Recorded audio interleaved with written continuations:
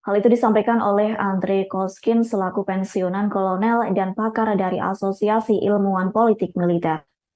Andre mengungkapkan bahwa penutup ini memiliki kelebihan dan kekurangan. Pasalnya dapat memblokir pintu keluar dan masuk dan dapat menghancurkan sampai batas tertentu seperti infrastruktur komunikasi di jalur bawah tanah tersebut. Namun secara umum tentu saja tumpukan puing batu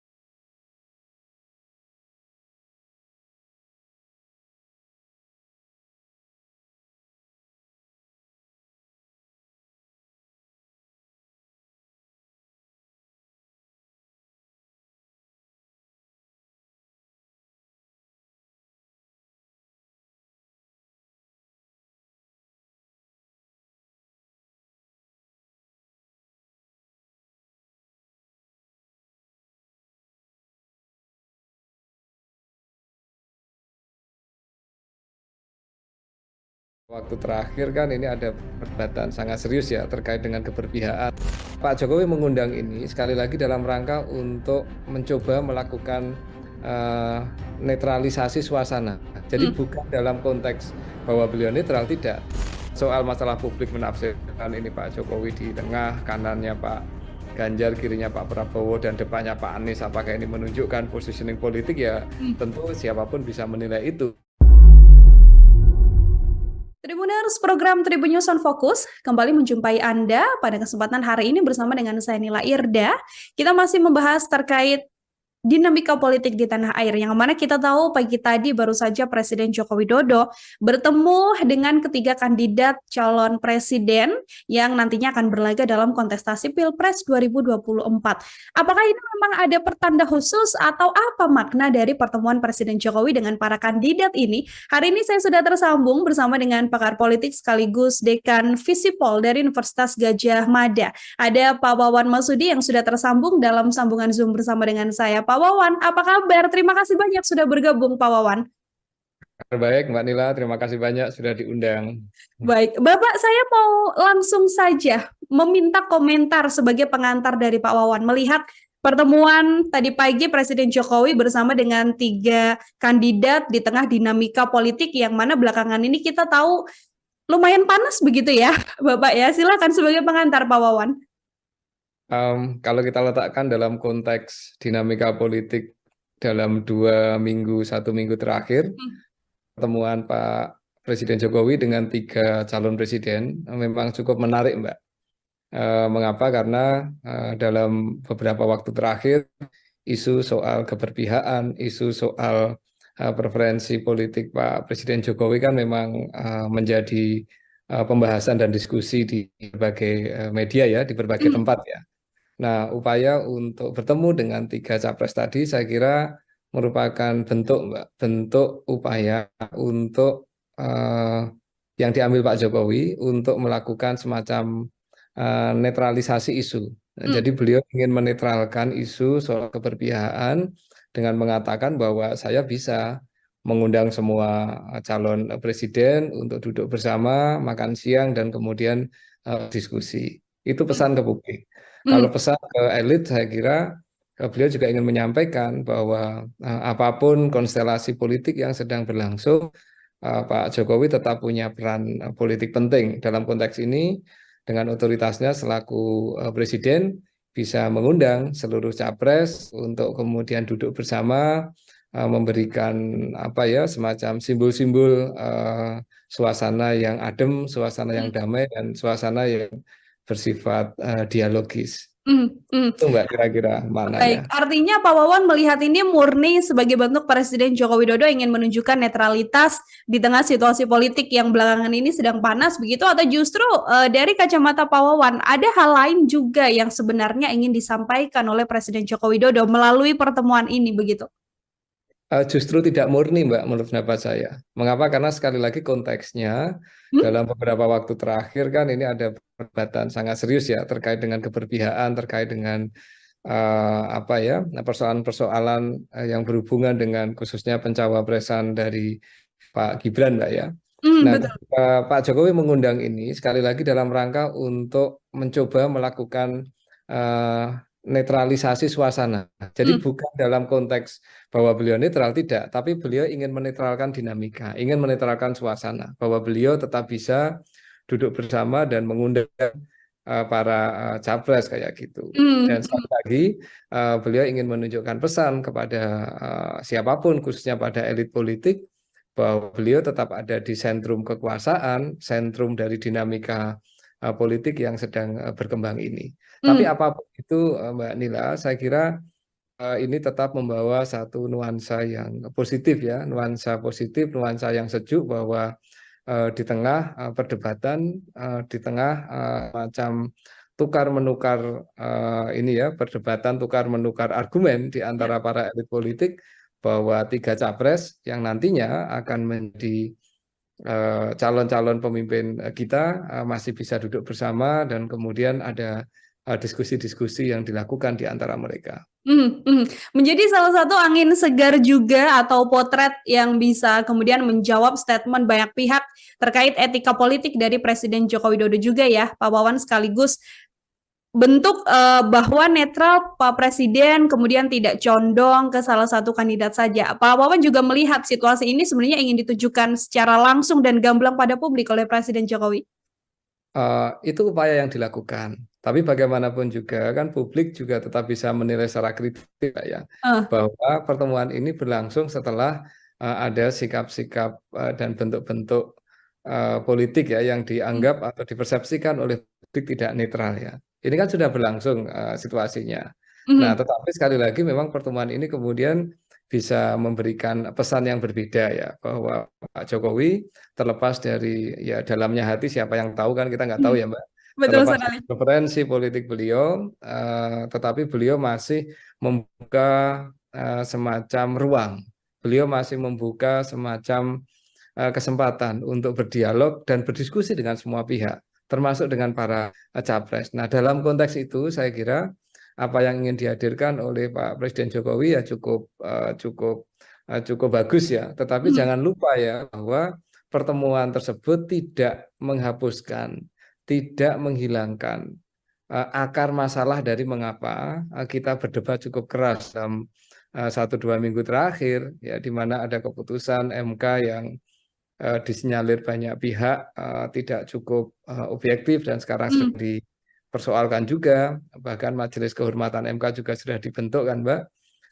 Kemudian ada soal ya kalau dari kepentingan partai-partai politik ya, ada partai politik yang merasa dikhianati, ada partai politik yang merasa ditinggal, dan seterusnya lah ya. Nah, ini kan konteks yang berlangsung. Nah, sekali lagi upaya Pak Jokowi adalah untuk meredam dan kemudian mencoba untuk menutup lah ya semua dinamika yang cenderung negatif dalam waktu belakangan ini. Nah, dampaknya atau hasilnya kayak apa kita belum tahu, Mbak. Ya, kita belum tahu. Tapi kalau dari sisi capres kan memang tidak ada yang secara eksplisit ya melakukan proses ini ya, semacam serangan politik satu sama lain termasuk orang presiden, kan memang di antara ketiga capres kan tidak ada Mbak. Sejak awal Pak Ganjar juga bersikap cukup kalem, sejak awal Pak Anies juga cukup kalem meskipun ada beberapa pernyataan politik beliau ya bahwa negara ini bukan milik keluarga dan seterusnya lah ya. Pak Prabowo juga ya sikap kita tahu bersama lah ya. Tentu senang karena mendapat dukungan langsung dari Gibran dan timnya lah. Tapi setidaknya di antara 3 capres tidak muncul lah ya upaya-upaya untuk saling secara terbuka menyerang satu sama lain karena situasi kemarin. Baik, nanti saya akan lebih dalam Pak Wawan membahas terkait bagaimana dinamika yang terjadi 1-2 minggu belakangan. Namun yang ini kemudian pasti dipertanyakan oleh publik. Yang kita lihat momen makan siang bersama terlihat hangat sekali pertemuan antara 3 kandidat. Namun kan posisi duduk ini Pak Wawan antara Pak Ganjar, Pak Prabowo, Pak Anies kan juga kemudian langsung menjadi sorotan. Presiden Jokowi, kemudian ada Pak Ganjar dan Pak Prabowo di sisi kanan kirinya, lalu di depan Presiden Jokowi persis adalah Pak Anies Baswedan. Meskipun sedianya kursinya, mejanya adalah meja bulat yang mana tidak terlihat berdampingan sekali, namun kalau melihat dari posisi duduk, Pak Wawan komentarnya seperti apa? Itu bisa ditafsirkan apapun, tetapi bagi saya yang lebih penting adalah pertemuannya itu sendiri, Mbak. Ketika ada 4 orang bertemu di sekitar meja bulat di ruang tertutup dan hanya beliau-beliau yang ada, dugaan saya pembicaraannya saling didengar dan saling diketahui satu sama lain. Pesan-pesan politiknya juga bisa didengar dan diketahui satu sama lain. Ya, soal masalah publik menafsirkan ini Pak Jokowi di tengah, kanannya Pak Ganjar, kirinya Pak Prabowo, dan depannya Pak Anies, apakah ini menunjukkan positioning politik? Ya tentu siapapun bisa menilai itu. Tetapi karena mejanya bundar, ya yang namanya meja bundar kan kita tahu Mbak ya, dia bisa melihat ke kanan dan ke kiri Ya. secara setara lah ya, secara setara. Jadi seperti itu sih Mbak. Kalau saya melihatnya adalah bukan soal posisi duduknya, tetapi adalah pertemuannya itu sendiri, di mana 4 orang bertemu di meja yang sama, di ruangan yang sama, dan tentu pembicaraannya ya pembicaraan yang bisa diketahui satu sama lain. Itu yang paling penting bagi saya. Oke, baik. Bukan masalah bagaimana posisi duduknya, namun momen pertemuan itu adalah hal yang begitu Ya. penting ya. Kalau dibandingkan kita hanya melihat tafsir dari posisi duduk dari ketiga kandidat bersama dengan Presiden Jokowi. Ya, Ini nanti dari ada tafsir batik juga, Mbak. Nanti ada tafsir batik yang dipakai, tafsir makanan apa yang diambil. Nah, itu bisa kemana-mana kalau soal tafsir. Ya. betul sekali.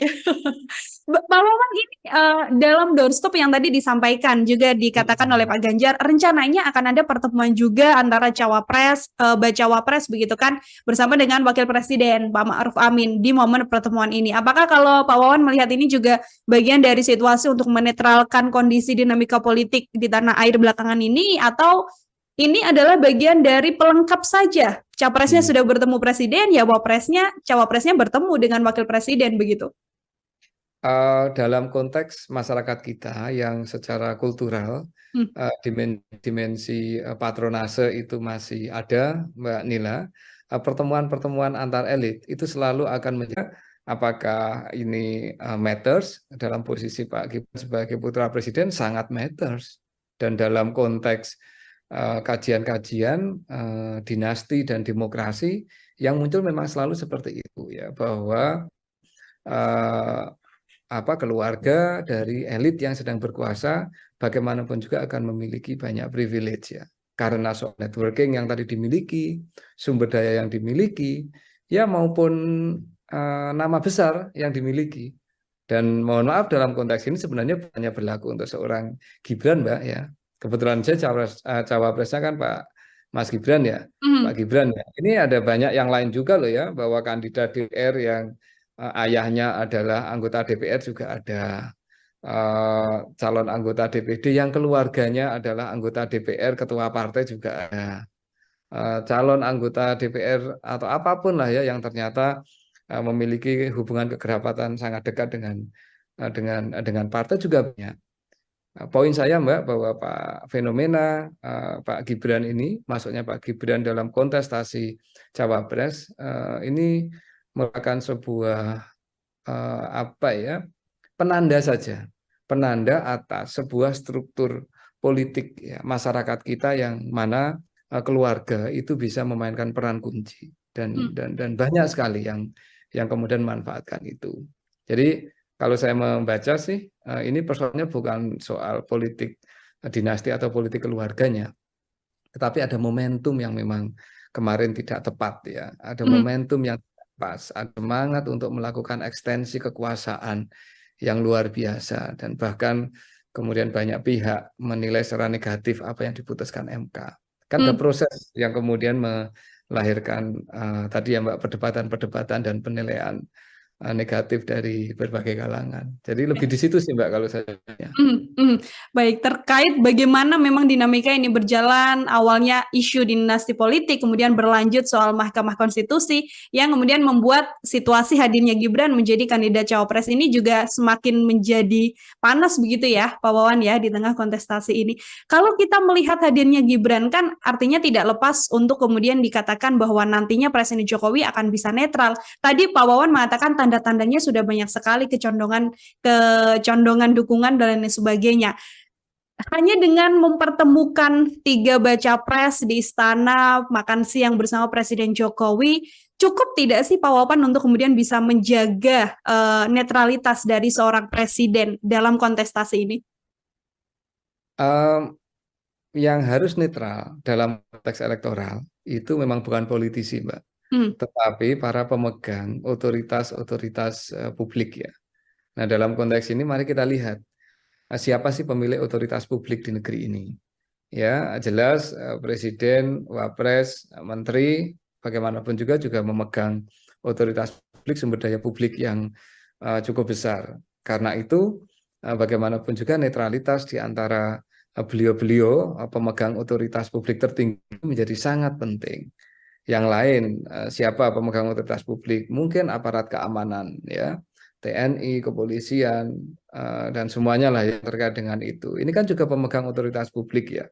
Itu juga harus netral. Birokrasi demikian halnya. Artinya gini Mbak, bagaimana juga yang menjadi komitmen lisan dan komitmen apa yang disampaikan dalam bentuk pernyataan oleh Presiden untuk mendorong netralitas itu sesuatu yang kita perlukan. Namun apakah itu cukup? Nah, ini pertanyaan berikutnya itu. Ya tentu tidak cukup kalau tidak diikuti dengan langkah-langkah yang bersifat lebih konkret ya, lebih nyata kayak gitu. Saya dengar setelah pertemuan tadi siang, Presiden akan mengumpulkan seluruh aparatur negara untuk bisa bersikap netral. Bahkan kita tahu sebelum pertemuan Pak Presiden dengan 3 capres, itu beliau mengumpulkan kalau tidak salah 197 pejabat kepala daerah, baik itu gubernur, bupati, wali kota. Pesan beliau adalah juga justru tidak murni Mbak menurut pendapat saya. Mengapa? Karena sekali lagi konteksnya tidak bisa sekedar diucapkan, tetapi nanti juga perlu kita lihat dalam konteks implementasinya seperti apa. Tetapi penting Mbak, pernyataan dari Presiden untuk memastikan agar seluruh aparatur negara, pemegang otoritas publik, pemegang sumber daya publik ini bersikap netral, itu momentum yang sangat penting. Pernyataan yang diperlukan, tapi harus diikuti dengan langkah-langkah lanjutan. Harus diikuti oleh langkah-langkah lanjutan. Tadi sudah bertemu dengan kepala daerah, kemudian akan bertemu dengan TNI dan Polri.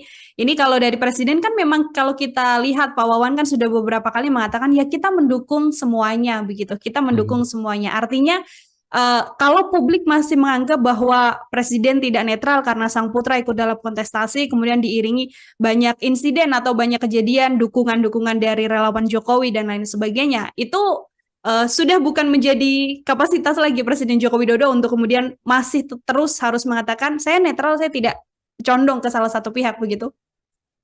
Ya ini kan situasinya sekali lagi berlangsung setelah drama kemarin terjadi Mbak ya. Betul. Mungkin ya, saya nggak tahu juga ya. Mungkin kalau beliau memiliki posisi yang berbeda terkait dengan keputusan MK, misalnya nih menyarankan agar putranya untuk menahan diri dulu, tidak mencalonkan, itu mungkin suasananya akan berbeda Mbak. Sehingga kemudian pernyataan netralitas itu menemukan fondasinya yang kokoh kayak gitu.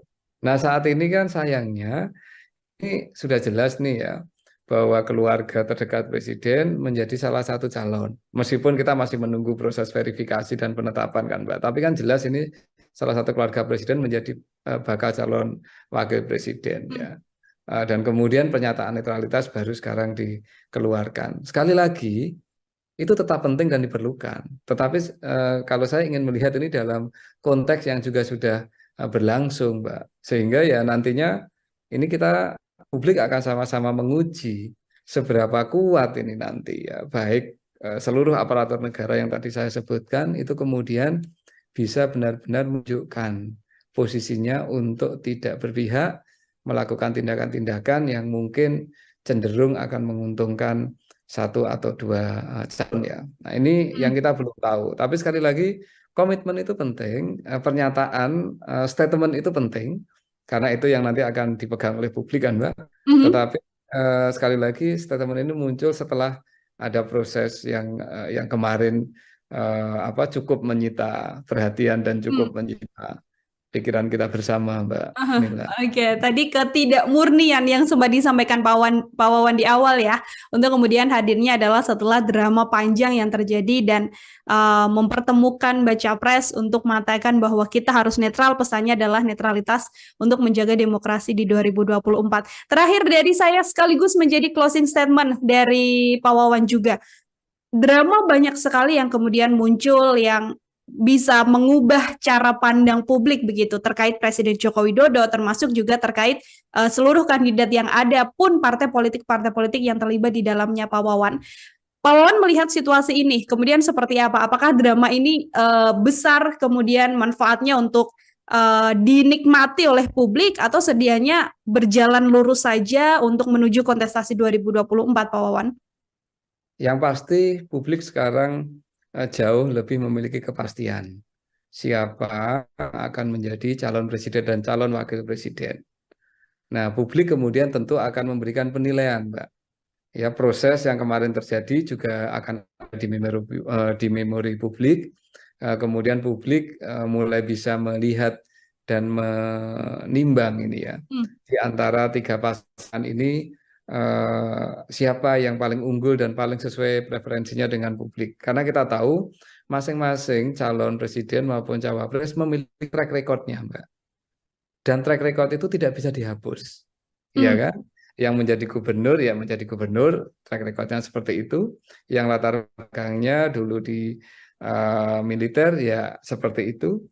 Yang track record-nya adalah putra presiden, ya seperti itu. Jadi ini kan track record yang tidak pernah terhapus dari memori publik. Tinggal ini kan nanti akan ada proses kampanye selama 2 atau 3 bulan ke depan ya Mbak ya, sampai Februari. Nanti tinggal publik akan melihat. Yang lebih penting untuk dipertimbangkan publik soal track record termasuk proses menuju pencalonan, ataukah nantinya ada aspek-aspek lain yang menjadi pertimbangan publik. Misalnya program, gagasan, maupun gaya politik kedekatannya kepada masyarakat. Saya berharap sih Mbak, nanti publik tidak memutuskan karena serangan fajar politik uang atau pemberian atau apapun lah ya. Tetapi kira-kira seperti itu, track record tidak bisa dihapus, proses pencalonan dengan segala macam dinamikanya itu juga tidak bisa dihapus, ya adanya seperti itu, tinggal nanti publik akan menilai dalam proses kampanye dan proses sampai dengan menjelang Februari tanggal 14, siapa yang kira-kira bisa memenuhi ekspektasi publik dan bisa menjaga kualitas serta idealitas kita berdemokrasi, Mbak. Kita serahkan seluruhnya pada publik yang nantinya akan menjatuhkan pilihan begitu ya untuk kemudian memimpin Indonesia selama 5 tahun ke depan. Pak Wawan, terima kasih sekali Pak Wawan, pakar politik sekaligus Dekan Visipol Universitas Gadjah Mada sudah bersama saya dalam program Tribun Sound Fokus. Terima kasih juga untuk kemudian penjelasannya bagaimana pertemuan dan kode apa yang ingin disampaikan Presiden Jokowi dalam mempertemukan ketiga kandidat di kontestasi Pilpres mendatang. Sekali lagi Pak Wawan, terima kasih banyak atas kesempatannya. Semoga di lain kesempatan kita bisa berbincang kembali. Demikian Tribun News Sound Fokus kali ini. Saya Nila Irda, pamit undur diri. Terima kasih dan sampai jumpa. Download Tribun X sekarang. Menghadirkan lokal menjadi Indonesia. Justru tidak murni Mbak menurut pendapat saya. Mengapa? Karena sekali lagi konteksnya dalam beberapa waktu terakhir kan ini ada perdebatan sangat serius ya terkait dengan keberpihakan. Pak Jokowi mengundang ini sekali lagi dalam rangka untuk mencoba melakukan netralisasi suasana. Jadi bukan dalam konteks bahwa beliau netral, tidak. Soal masalah publik menafsirkan ini Pak Jokowi di tengah, kanannya Pak Ganjar, kirinya Pak Prabowo, dan depannya Pak Anies, apakah ini menunjukkan positioning politik ya tentu siapapun bisa menilai itu. Tribuners, program Tribun News on Fokus kembali menjumpai Anda pada kesempatan hari ini bersama dengan saya Nila Irda. Kita masih membahas terkait dinamika politik di tanah air, yang mana kita tahu pagi tadi baru saja Presiden Joko Widodo bertemu dengan ketiga kandidat calon presiden yang nantinya akan berlaga dalam kontestasi Pilpres 2024. Apakah ini memang ada pertanda khusus atau apa makna dari pertemuan Presiden Jokowi dengan para kandidat ini?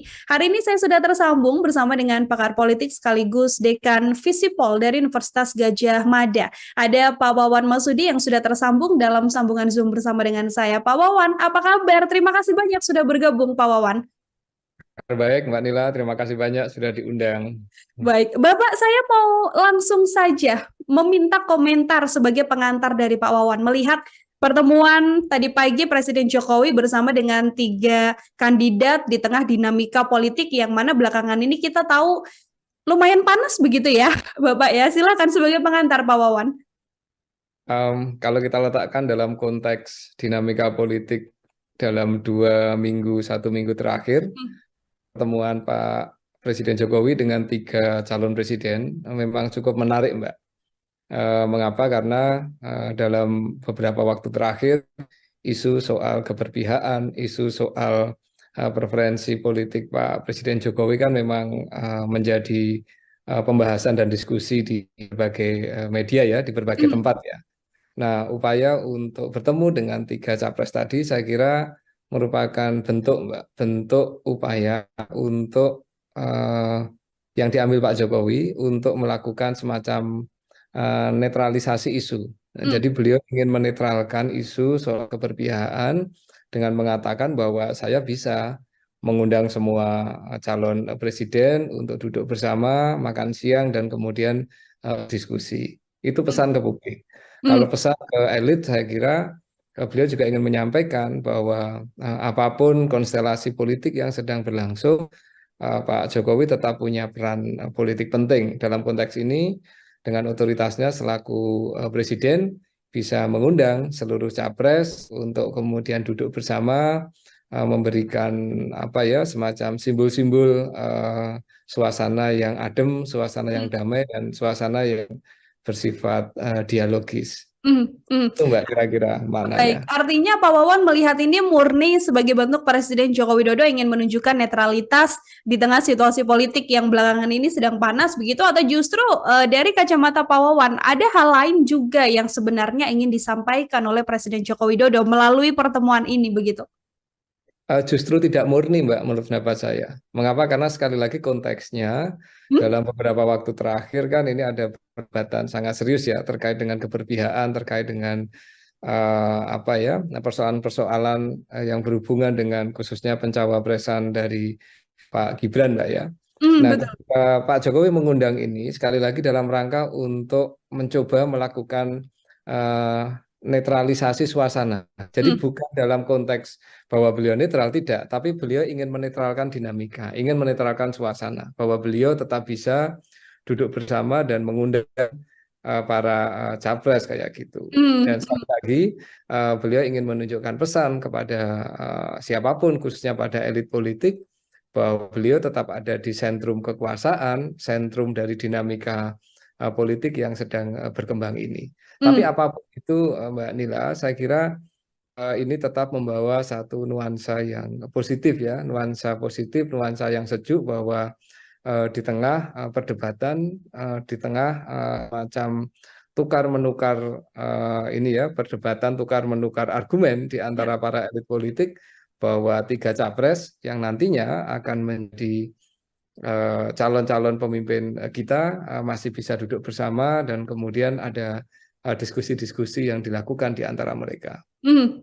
Menjadi salah satu angin segar juga atau potret yang bisa kemudian menjawab statement banyak pihak terkait etika politik dari Presiden Joko Widodo juga ya, Pak Wawan, sekaligus bentuk bahwa netral Pak Presiden kemudian tidak condong ke salah satu kandidat saja. Pak Wawan juga melihat situasi ini sebenarnya ingin ditujukan secara langsung dan gamblang pada publik oleh Presiden Jokowi.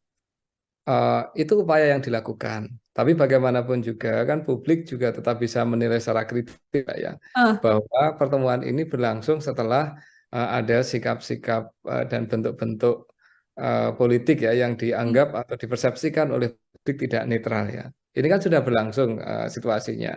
Nah, tetapi sekali lagi memang pertemuan ini kemudian bisa memberikan pesan yang berbeda ya, bahwa Pak Jokowi terlepas dari ya dalamnya hati siapa yang tahu, kan kita nggak tahu ya Mbak. Betul Terlepas sekali. dari preferensi politik beliau, tetapi beliau masih membuka semacam ruang. Beliau masih membuka semacam kesempatan untuk berdialog dan berdiskusi dengan semua pihak, termasuk dengan para capres. Nah, dalam konteks itu saya kira apa yang ingin dihadirkan oleh Pak Presiden Jokowi ya cukup bagus ya. Tetapi jangan lupa ya bahwa pertemuan tersebut tidak menghapuskan, tidak menghilangkan akar masalah dari mengapa kita berdebat cukup keras dalam 1-2 minggu terakhir ya, di mana ada keputusan MK yang disinyalir banyak pihak tidak cukup objektif dan sekarang sedang dipersoalkan juga. Bahkan Majelis Kehormatan MK juga sudah dibentuk kan Mbak. Kemudian ada soal ya kalau dari kepentingan partai-partai politik ya, ada partai politik yang merasa dikhianati, ada partai politik yang merasa ditinggal, dan seterusnya lah ya. Nah, ini kan konteks yang berlangsung. Nah, sekali lagi upaya Pak Jokowi adalah untuk meredam dan kemudian mencoba untuk menutup lah ya semua dinamika yang cenderung negatif dalam waktu belakangan ini. Nah, dampaknya atau hasilnya kayak apa kita belum tahu, Mbak. Ya, kita belum tahu. Tapi kalau dari sisi capres kan memang tidak ada yang secara eksplisit ya melakukan proses ini ya, semacam serangan politik satu sama lain termasuk orang presiden, kan memang di antara ketiga capres kan tidak ada Mbak. Sejak awal Pak Ganjar juga bersikap cukup kalem, sejak awal Pak Anies juga cukup kalem meskipun ada beberapa pernyataan politik beliau ya bahwa negara ini bukan milik keluarga dan seterusnya lah ya. Pak Prabowo juga ya sikap kita tahu bersama lah ya. Tentu senang karena mendapat dukungan langsung dari Gibran dan timnya lah. Tapi setidaknya di antara tiga capres tidak muncul lah ya upaya-upaya untuk saling secara terbuka menyerang satu sama lain karena situasi kemarin. Baik, nanti saya akan lebih dalam Pak Wawan membahas terkait bagaimana dinamika yang terjadi 1-2 minggu belakangan. Namun yang ini kemudian pasti dipertanyakan oleh publik. Yang kita lihat momen makan siang bersama terlihat hangat sekali pertemuan antara tiga kandidat. Namun kan posisi duduk ini Pak Wawan antara Pak Ganjar, Pak Prabowo, Pak Anies kan juga kemudian langsung menjadi sorotan. Presiden Jokowi, kemudian ada Pak Ganjar dan Pak Prabowo di sisi kanan kirinya, lalu di depan Presiden Jokowi persis adalah Pak Anies Baswedan. Meskipun sedianya kursinya, mejanya adalah meja bulat yang mana tidak terlihat berdampingan sekali, namun kalau melihat dari posisi duduk, Pak Wawan komentarnya seperti apa? Itu bisa ditafsirkan apapun, tetapi bagi saya yang lebih penting adalah pertemuannya itu sendiri, Mbak. Ketika ada 4 orang bertemu di sekitar meja bulat di ruang tertutup dan hanya beliau-beliau yang ada, dugaan saya pembicaraannya saling didengar dan saling diketahui satu sama lain. Pesan-pesan politiknya juga bisa didengar dan diketahui satu sama lain. Ya, soal masalah publik menafsirkan ini Pak Jokowi di tengah, kanannya Pak Ganjar, kirinya Pak Prabowo, dan depannya Pak Anies, apakah ini menunjukkan positioning politik ya tentu siapapun bisa menilai itu. Tetapi karena mejanya bundar ya, yang namanya meja bundar kan kita tahu Mbak ya, dia bisa melihat ke kanan dan ke kiri secara setara lah ya, secara setara. Jadi seperti itu sih Mbak, kalau saya melihatnya adalah bukan soal posisi duduknya, tetapi adalah pertemuannya itu sendiri, di mana 4 orang bertemu di meja yang sama, di ruangan yang sama, dan tentu pembicaraannya ya pembicaraan yang bisa diketahui satu sama lain. Itu yang paling penting bagi saya.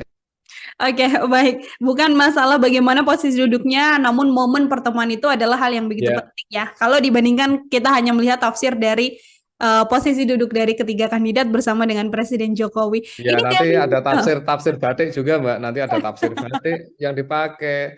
tafsir makanan apa yang diambil. Nah, itu bisa kemana-mana kalau soal tafsirnya. Betul, betul sekali.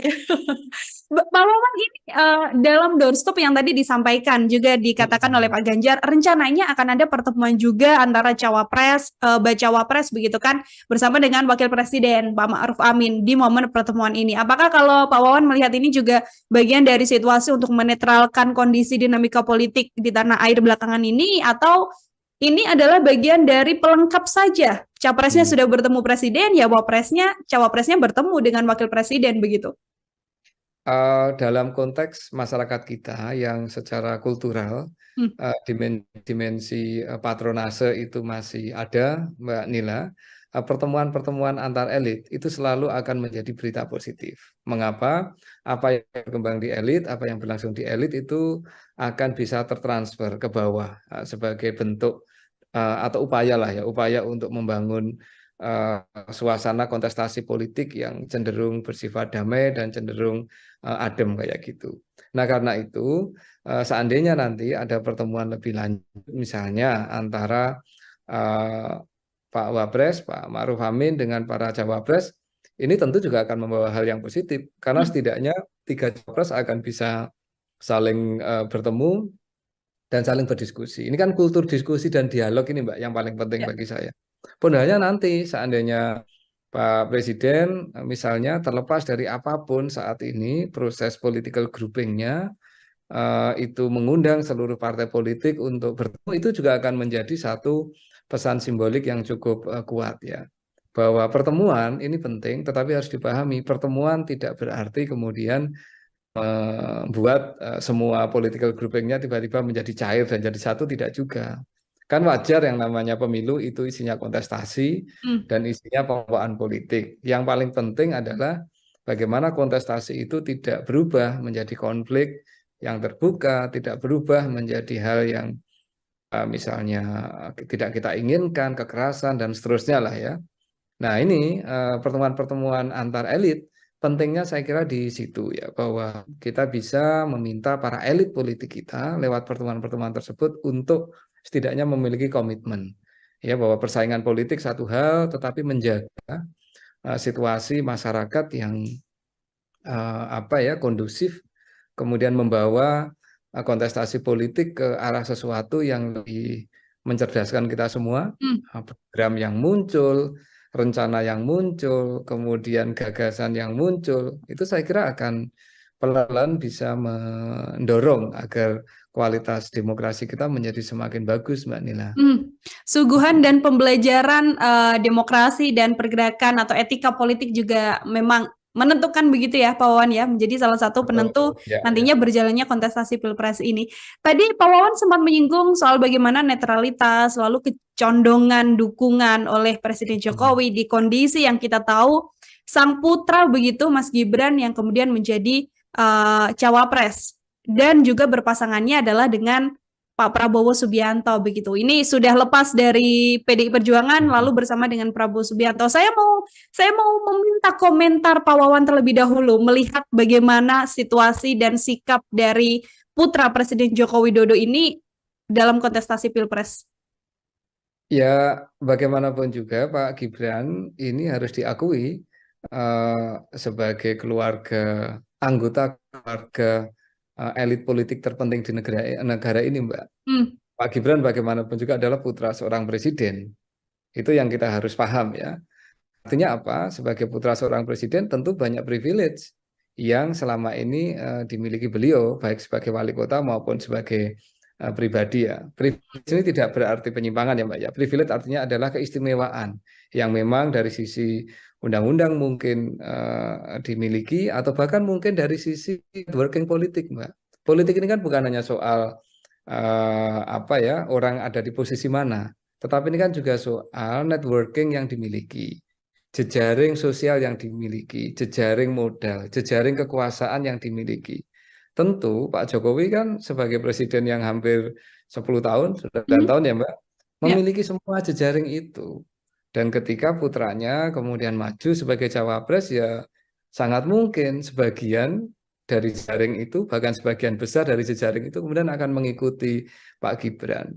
Kita ini publik kan hanya bisa menilai, Mbak, apa yang terjadi kan. bahwa ternyata kelompok pro Jokowi yang selama ini dikenal sebagai relawan Pak Presiden misalnya, oh ternyata kemudian memberikan dukungan secara penuh kepada Pak Prabowo dan kepada Pak Gibran. Ini artinya apa? Political networking yang dimiliki oleh Pak Jokowi selama ini dalam bentuk relawan, ternyata begitu Pak Gibran maju ya akan mengikuti ke situ. Contoh Mbak ya, ini yang muncul di permukaan loh ya, yang di bawah permukaan kan kita nggak tahu ya. Misalkan apakah ada jejaring bisnis yang kemudian ikut ke situ, jejaring ekonomi yang kemudian juga mengikuti. Ini kan kita nggak tahu nih ya publik ya. Ini kan publik ini kan hanya bisa membaca apa-apa yang ada di permukaan. Jadi bagaimanapun juga, apakah ini matters dalam posisi Pak Gibran sebagai putra presiden sangat matters. Dan dalam konteks kajian-kajian dinasti dan demokrasi yang muncul memang selalu seperti itu ya, bahwa keluarga dari elit yang sedang berkuasa bagaimanapun juga akan memiliki banyak privilege ya, karena soal networking yang tadi dimiliki, sumber daya yang dimiliki, ya maupun nama besar yang dimiliki. Dan mohon maaf dalam konteks ini sebenarnya hanya berlaku untuk seorang Gibran Mbak ya. Kebetulan saya cawapresnya kan Pak Mas Gibran ya, Pak Gibran ya. Ini ada banyak yang lain juga loh ya, bahwa kandidat DPR yang ayahnya adalah anggota DPR juga ada. Calon anggota DPD yang keluarganya adalah anggota DPR, ketua partai juga ada. Calon anggota DPR atau apapun lah ya yang ternyata memiliki hubungan kekerabatan sangat dekat dengan partai juga banyak. Poin saya Mbak bahwa fenomena Pak Gibran ini, masuknya Pak Gibran dalam kontestasi Cawapres ini merupakan sebuah penanda saja, penanda atas sebuah struktur politik ya, masyarakat kita yang mana keluarga itu bisa memainkan peran kunci dan banyak sekali yang kemudian memanfaatkan itu. Jadi kalau saya membaca sih ini persoalannya bukan soal politik dinasti atau politik keluarganya, tetapi ada momentum yang memang kemarin tidak tepat ya, ada momentum yang tidak pas, ada semangat untuk melakukan ekstensi kekuasaan yang luar biasa dan bahkan kemudian banyak pihak menilai secara negatif apa yang diputuskan MK. Kan ada proses yang kemudian melahirkan tadi ya Mbak, perdebatan-perdebatan dan penilaian negatif dari berbagai kalangan. Jadi lebih di situ sih Mbak kalau saya. Baik, terkait bagaimana memang dinamika ini berjalan, awalnya isu dinasti politik, kemudian berlanjut soal Mahkamah Konstitusi, yang kemudian membuat situasi hadirnya Gibran menjadi kandidat cawapres ini juga semakin menjadi panas begitu ya, Pak Wawan ya, di tengah kontestasi ini. Kalau kita melihat hadirnya Gibran kan artinya tidak lepas untuk kemudian dikatakan bahwa nantinya Presiden Jokowi akan bisa netral. Tadi Pak Wawan mengatakan tanda-tandanya sudah banyak sekali kecondongan dukungan dan lain sebagainya. Hanya dengan mempertemukan 3 baca pres di istana makan siang bersama Presiden Jokowi, cukup tidak sih Pak Wawan untuk kemudian bisa menjaga netralitas dari seorang presiden dalam kontestasi ini? Yang harus netral dalam konteks elektoral itu memang bukan politisi Mbak, tetapi para pemegang otoritas publik ya. Nah dalam konteks ini mari kita lihat siapa sih pemilik otoritas publik di negeri ini.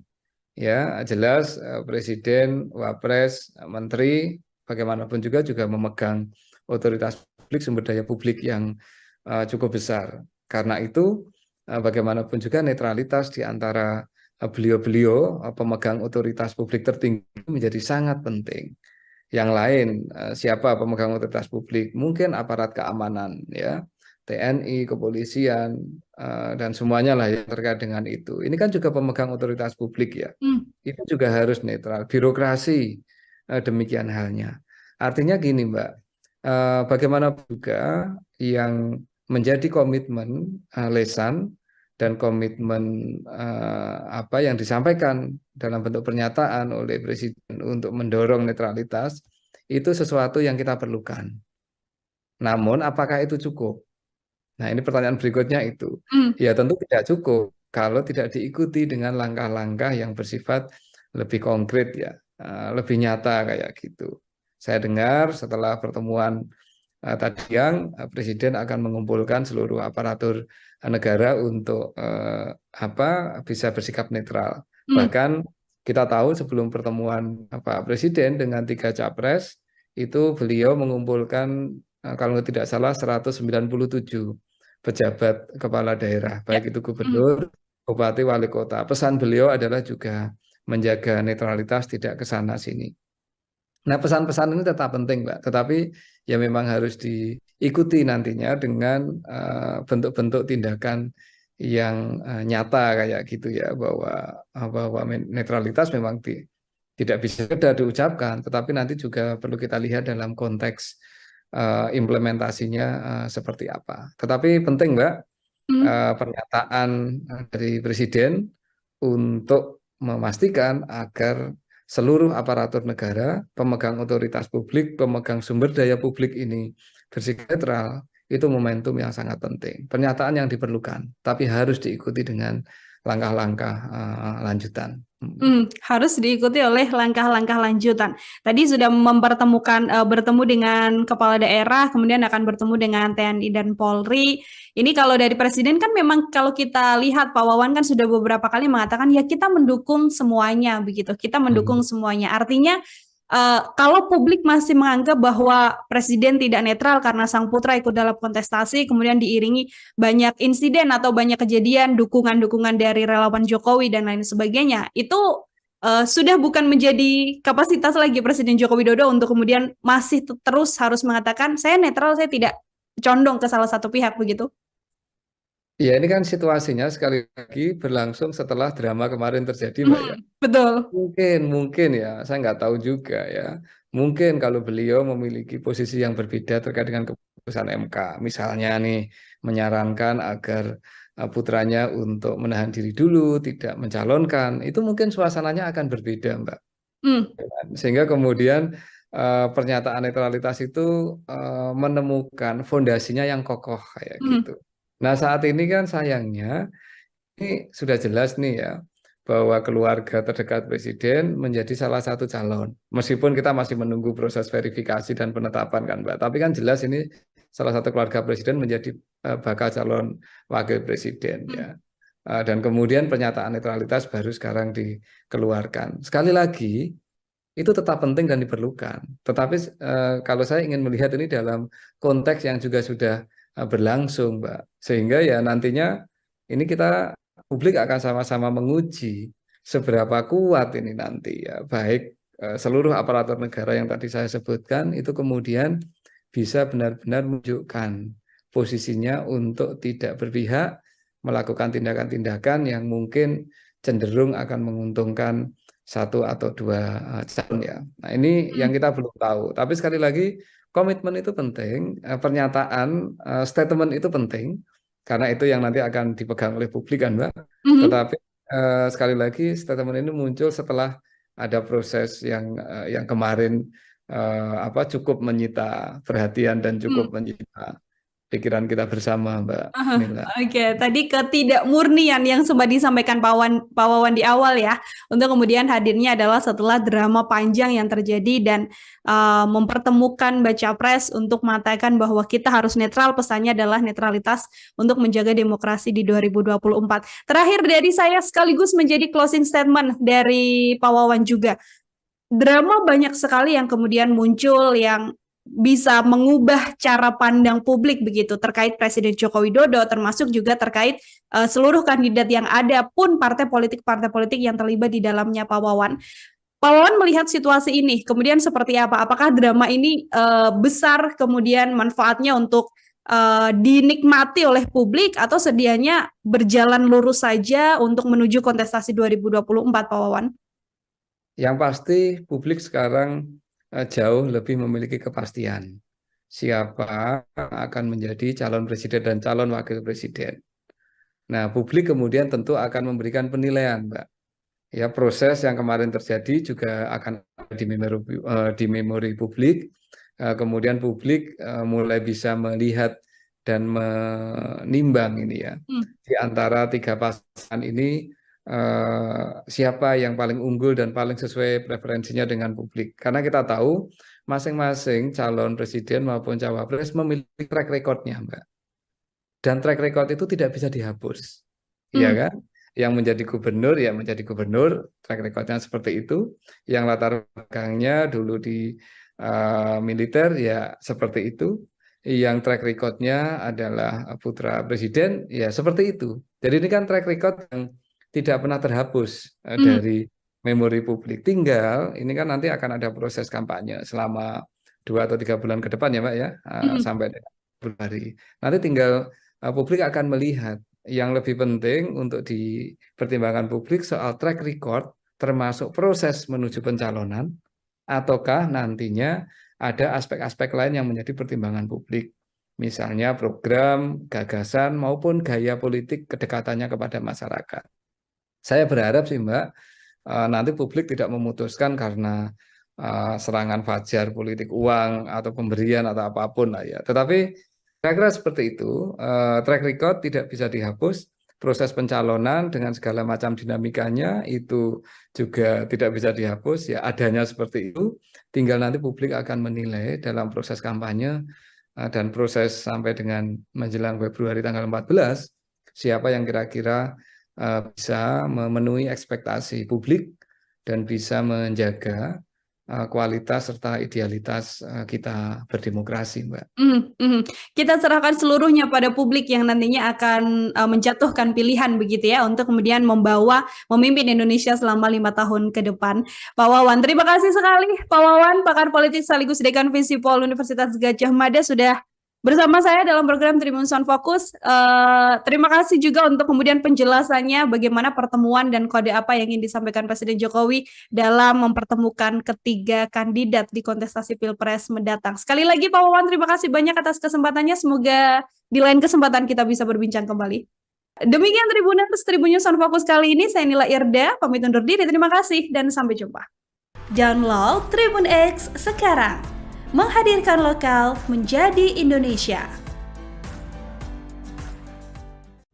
Justru tidak murni Mbak menurut pendapat saya. Mengapa? Karena sekali lagi konteksnya dalam beberapa waktu terakhir kan ini ada perdebatan sangat serius ya terkait dengan keberpihakan.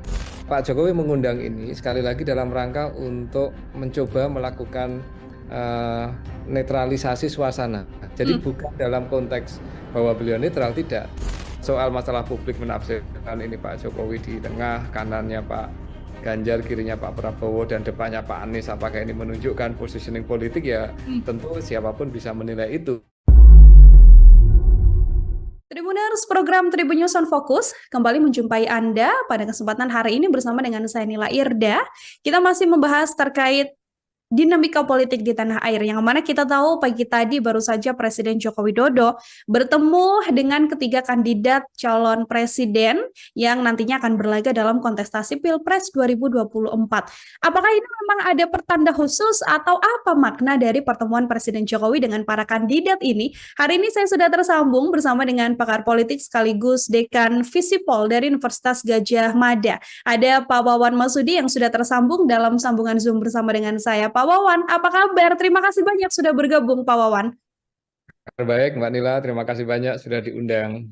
Baik, Bapak, saya mau langsung saja meminta komentar sebagai pengantar dari Pak Wawan melihat pertemuan tadi pagi Presiden Jokowi bersama dengan 3 kandidat di tengah dinamika politik yang mana belakangan ini kita tahu lumayan panas begitu ya, Bapak ya. Silakan sebagai pengantar, Pak Wawan.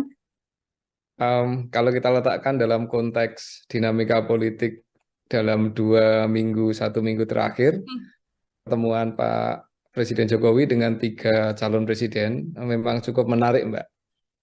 Mengapa? Karena dalam beberapa waktu terakhir isu soal keberpihakan, isu soal preferensi politik Pak Presiden Jokowi kan memang menjadi pembahasan dan diskusi di berbagai media ya, di berbagai tempat ya.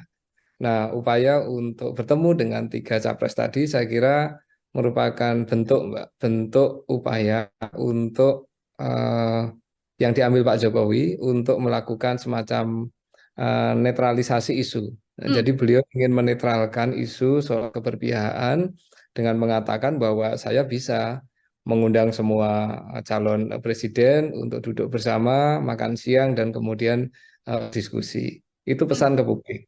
Kalau pesan ke elit, saya kira beliau juga ingin menyampaikan bahwa apapun konstelasi politik yang sedang berlangsung, Pak Jokowi tetap punya peran politik penting dalam konteks ini dengan otoritasnya selaku presiden bisa mengundang seluruh capres untuk kemudian duduk bersama memberikan apa ya semacam simbol-simbol suasana yang adem, suasana yang damai dan suasana yang bersifat dialogis.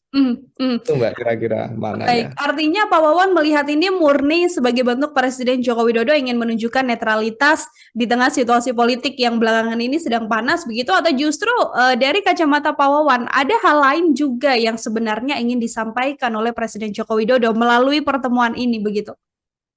Justru tidak murni, Mbak, menurut pendapat saya. Mengapa? Karena sekali lagi konteksnya dalam beberapa waktu terakhir kan ini ada perdebatan sangat serius ya terkait dengan keberpihakan, terkait dengan apa ya persoalan-persoalan yang berhubungan dengan khususnya pencawapresan dari Pak Gibran, Mbak ya. Nah, Betul. Pak Jokowi mengundang ini sekali lagi dalam rangka untuk mencoba melakukan netralisasi suasana. Jadi bukan dalam konteks bahwa beliau netral, tidak, tapi beliau ingin menetralkan dinamika, ingin menetralkan suasana, bahwa beliau tetap bisa duduk bersama dan mengundang para capres kayak gitu. Dan sekali lagi beliau ingin menunjukkan pesan kepada siapapun, khususnya pada elit politik, bahwa beliau tetap ada di sentrum kekuasaan, sentrum dari dinamika politik yang sedang berkembang ini. Tapi apapun itu Mbak Nila, saya kira ini tetap membawa satu nuansa yang positif ya, nuansa positif, nuansa yang sejuk bahwa di tengah perdebatan, di tengah macam tukar menukar ini ya, perdebatan tukar menukar argumen di antara para elit politik bahwa 3 capres yang nantinya akan menjadi calon-calon pemimpin kita masih bisa duduk bersama dan kemudian ada diskusi-diskusi yang dilakukan di antara mereka. Menjadi salah satu angin segar juga atau potret yang bisa kemudian menjawab statement banyak pihak terkait etika politik dari Presiden Joko Widodo juga ya, Pak Wawan, sekaligus bentuk bahwa netral Pak Presiden kemudian tidak condong ke salah satu kandidat saja. Pak Wawan juga melihat situasi ini sebenarnya ingin ditujukan secara langsung dan gamblang pada publik oleh Presiden Jokowi. Itu upaya yang dilakukan. Tapi bagaimanapun juga kan publik juga tetap bisa menilai secara kritis ya bahwa pertemuan ini berlangsung setelah ada sikap-sikap dan bentuk-bentuk politik ya yang dianggap atau dipersepsikan oleh publik tidak netral ya. Ini kan sudah berlangsung situasinya.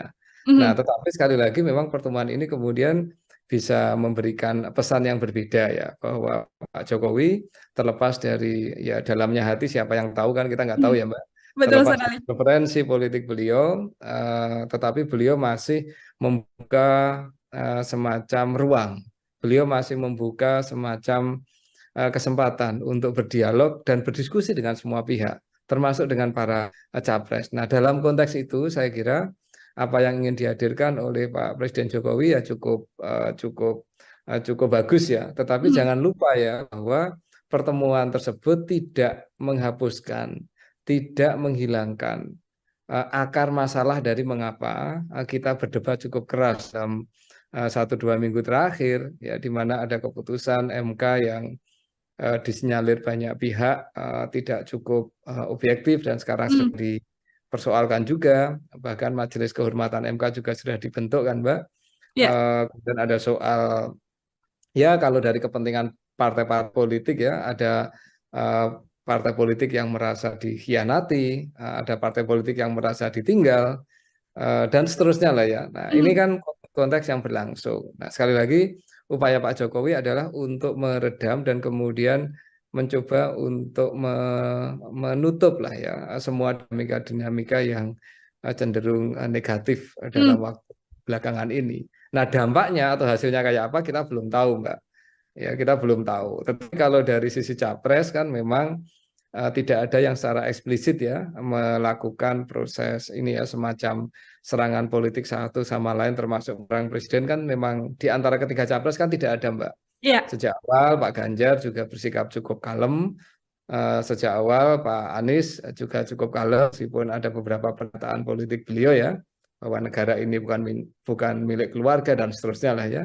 Pak Prabowo juga ya sikap kita tahu bersama lah ya. Tentu senang karena mendapat dukungan langsung dari Gibran dan timnya lah. Tapi setidaknya di antara tiga capres tidak muncul lah ya upaya-upaya untuk saling secara terbuka menyerang satu sama lain karena situasi kemarin. Baik, nanti saya akan lebih dalam Pak Wawan membahas terkait bagaimana dinamika yang terjadi 1-2 minggu belakangan. Namun yang ini kemudian pasti dipertanyakan oleh publik. Yang kita lihat momen makan siang bersama terlihat hangat sekali pertemuan antara tiga kandidat. Namun kan posisi duduk ini Pak Wawan antara Pak Ganjar, Pak Prabowo, Pak Anies kan juga kemudian langsung menjadi sorotan. Presiden Jokowi, kemudian ada Pak Ganjar dan Pak Prabowo di sisi kanan kirinya, lalu di depan Presiden Jokowi persis adalah Pak Anies Baswedan. Meskipun sedianya kursinya, mejanya adalah meja bulat yang mana tidak terlihat berdampingan sekali, namun kalau melihat dari posisi duduk, Pak Wawan komentarnya seperti apa? Itu bisa ditafsirkan apapun, tetapi bagi saya yang lebih penting adalah pertemuannya itu sendiri, Mbak. Ketika ada 4 orang bertemu di sekitar meja bulat di ruang tertutup dan hanya beliau-beliau yang ada, dugaan saya pembicaraannya saling didengar dan saling diketahui satu sama lain. Pesan-pesan politiknya juga bisa didengar dan diketahui satu sama lain. Ya, soal masalah publik menafsirkan ini Pak Jokowi di tengah, kanannya Pak Ganjar, kirinya Pak Prabowo, dan depannya Pak Anies, apakah ini menunjukkan positioning politik ya tentu siapapun bisa menilai itu. Tetapi karena mejanya bundar ya, yang namanya meja bundar kan kita tahu Mbak ya, dia bisa melihat ke kanan dan ke kiri secara setara lah ya, secara setara. Jadi seperti itu sih Mbak, kalau saya melihatnya adalah bukan soal posisi duduknya, tetapi adalah pertemuannya itu sendiri, di mana 4 orang bertemu di meja yang sama, di ruangan yang sama, dan tentu pembicaraannya ya pembicaraan yang bisa diketahui satu sama lain. Itu yang paling penting bagi saya. Oke, baik. Bukan masalah bagaimana posisi duduknya, namun momen pertemuan itu adalah hal yang begitu penting ya. Kalau dibandingkan kita hanya melihat tafsir dari posisi duduk dari ketiga kandidat bersama dengan Presiden Jokowi. Ya, Ini nanti dari ada tafsir batik juga, Mbak. Nanti ada tafsir batik yang dipakai, tafsir makanan apa yang diambil. Nah, itu bisa kemana-mana kalau soal tafsirnya. betul sekali. Pak Wawan, ini dalam doorstop yang tadi disampaikan juga dikatakan oleh Pak Ganjar, rencananya akan ada pertemuan juga antara cawapres, bacawa pres begitu kan, bersama dengan Wakil Presiden Pak Ma'ruf Amin di momen pertemuan ini. Apakah kalau Pak Wawan melihat ini juga bagian dari situasi untuk menetralkan kondisi dinamika politik di tanah air belakangan ini, atau ini adalah bagian dari pelengkap saja? Capresnya sudah bertemu presiden, ya cawapresnya bertemu dengan wakil presiden begitu. Dalam konteks masyarakat kita yang secara kultural dimensi patronase itu masih ada, Mbak Nila, pertemuan-pertemuan antar elit itu selalu akan menjadi berita positif. Mengapa? Apa yang berkembang di elit, apa yang berlangsung di elit itu akan bisa tertransfer ke bawah sebagai bentuk atau upaya lah ya, upaya untuk membangun suasana kontestasi politik yang cenderung bersifat damai dan cenderung adem kayak gitu. Nah, karena itu seandainya nanti ada pertemuan lebih lanjut misalnya antara Pak Wapres, Pak Ma'ruf Amin dengan para cawapres, ini tentu juga akan membawa hal yang positif karena setidaknya 3 cawapres akan bisa saling bertemu, punya pembawaan politik. Yang paling penting adalah bagaimana kontestasi itu tidak berubah menjadi konflik yang terbuka, tidak berubah menjadi hal yang misalnya tidak kita inginkan, kekerasan dan seterusnya lah ya. Nah, ini pertemuan-pertemuan antar elit pentingnya saya kira di situ ya, bahwa kita bisa meminta para elit politik kita lewat pertemuan-pertemuan tersebut untuk setidaknya memiliki komitmen ya, bahwa persaingan politik satu hal, tetapi menjaga situasi masyarakat yang kondusif, kemudian membawa kontestasi politik ke arah sesuatu yang lebih mencerdaskan kita semua, program yang muncul, rencana yang muncul, kemudian gagasan yang muncul, itu saya kira akan pelan-pelan bisa mendorong agar kualitas demokrasi kita menjadi semakin bagus, Mbak Nila. Suguhan dan pembelajaran demokrasi dan pergerakan atau etika politik juga memang menentukan begitu ya Pak Wawan ya, menjadi salah satu penentu nantinya berjalannya kontestasi Pilpres ini. Tadi Pak Wawan sempat menyinggung soal bagaimana netralitas, lalu kecondongan dukungan oleh Presiden Jokowi di kondisi yang kita tahu sang putra begitu Mas Gibran yang kemudian menjadi cawapres dan juga berpasangannya adalah dengan Pak Prabowo Subianto begitu. Ini sudah lepas dari PDI Perjuangan lalu bersama dengan Prabowo Subianto. Saya mau meminta komentar Pak Wawan terlebih dahulu melihat bagaimana situasi dan sikap dari putra Presiden Joko Widodo ini dalam kontestasi Pilpres. Ya, bagaimanapun juga Pak Gibran ini harus diakui sebagai anggota keluarga elit politik terpenting di negara ini, Mbak. Pak Gibran bagaimanapun juga adalah putra seorang presiden. Itu yang kita harus paham ya. Artinya apa? Sebagai putra seorang presiden tentu banyak privilege yang selama ini dimiliki beliau, baik sebagai wali kota maupun sebagai pribadi ya. Privilege ini tidak berarti penyimpangan ya Mbak ya. Privilege artinya adalah keistimewaan yang memang dari sisi undang-undang mungkin dimiliki atau bahkan mungkin dari sisi networking politik, Mbak. Politik ini kan bukan hanya soal orang ada di posisi mana, tetapi ini kan juga soal networking yang dimiliki, jejaring sosial yang dimiliki, jejaring modal, jejaring kekuasaan yang dimiliki. Tentu Pak Jokowi kan sebagai presiden yang hampir 10 tahun, 9 tahun ya Mbak, memiliki semua jejaring itu. Dan ketika putranya kemudian maju sebagai cawapres ya sangat mungkin sebagian dari jejaring itu, bahkan sebagian besar dari jejaring itu kemudian akan mengikuti Pak Gibran. Kita ini publik kan hanya bisa menilai Mbak apa yang terjadi kan, bahwa ternyata kelompok pro Jokowi yang selama ini dikenal sebagai relawan Pak Presiden misalnya, ternyata kemudian memberikan dukungan secara penuh kepada Pak Prabowo dan kepada Pak Gibran. Ini artinya apa? Political networking yang dimiliki oleh Pak Jokowi selama ini dalam bentuk relawan, ternyata begitu Pak Gibran maju ya akan mengikuti ke situ. Contoh Mbak ya, ini yang muncul di permukaan loh ya, yang di bawah permukaan kan kita nggak tahu ya. Misalkan apakah jejaring bisnis yang kemudian ikut ke situ, jejaring ekonomi yang kemudian juga mengikuti, ini kan kita nggak tahu nih ya publik ya. Ini kan publik ini kan hanya bisa membaca apa-apa yang ada di permukaan. Jadi bagaimanapun juga, apakah ini matters dalam posisi Pak Gibran sebagai putra presiden sangat matters. Dan dalam konteks kajian-kajian dinasti dan demokrasi yang muncul memang selalu seperti itu ya, bahwa keluarga dari elit yang sedang berkuasa bagaimanapun juga akan memiliki banyak privilege ya. Karena soal networking yang tadi dimiliki, sumber daya yang dimiliki, ya maupun nama besar yang dimiliki. Dan mohon maaf dalam konteks ini sebenarnya hanya berlaku untuk seorang Gibran Mbak ya. Kebetulan saya cawapresnya kan Pak Mas Gibran ya, Pak Gibran ya. Ini ada banyak yang lain juga loh ya, bahwa kandidat DPR yang ayahnya adalah anggota DPR juga ada. Calon anggota DPD yang keluarganya adalah anggota DPR, ketua partai juga ada.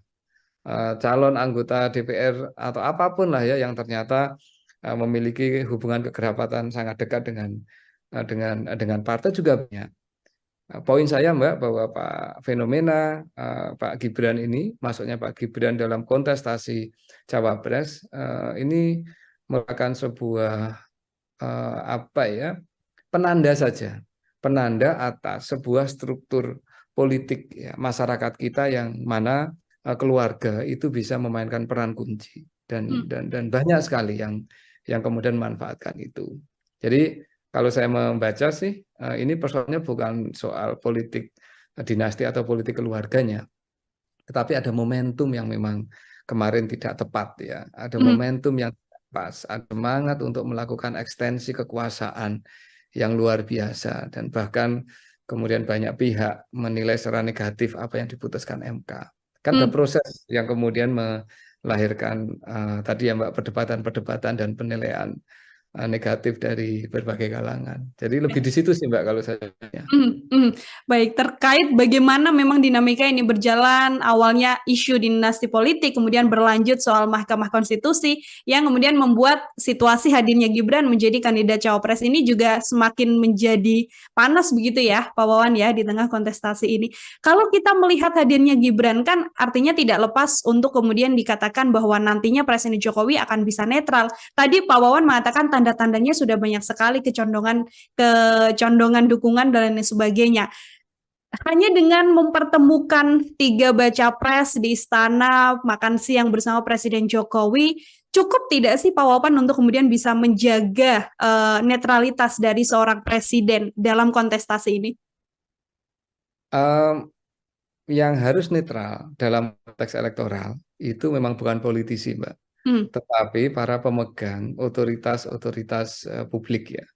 Nah, dalam konteks ini mari kita lihat siapa sih pemilik otoritas publik di negeri ini.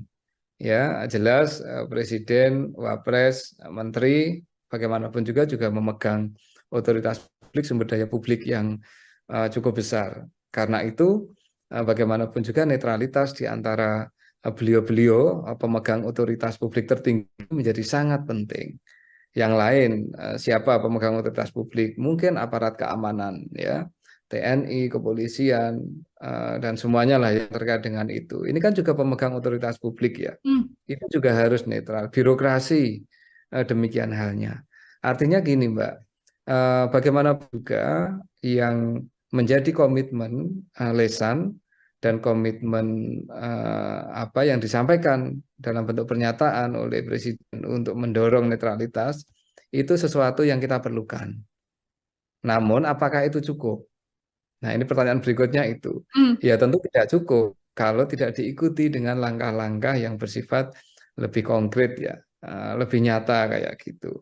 Saya dengar setelah pertemuan tadi siang, Presiden akan mengumpulkan seluruh aparatur negara untuk bisa bersikap netral. Bahkan kita tahu sebelum pertemuan Pak Presiden dengan 3 capres, itu beliau mengumpulkan kalau tidak salah 197 pejabat kepala daerah, baik itu gubernur, bupati, wali kota. Pesan beliau adalah juga menjaga netralitas, tidak ke sana sini.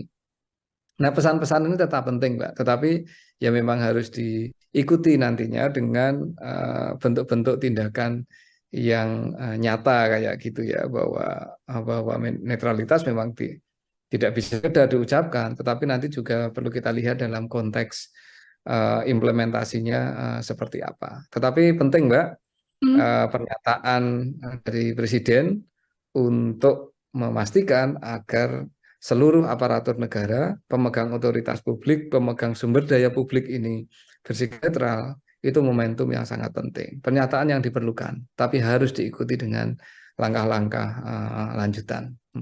Harus diikuti oleh langkah-langkah lanjutan. Tadi sudah bertemu dengan kepala daerah, kemudian akan bertemu dengan TNI dan Polri.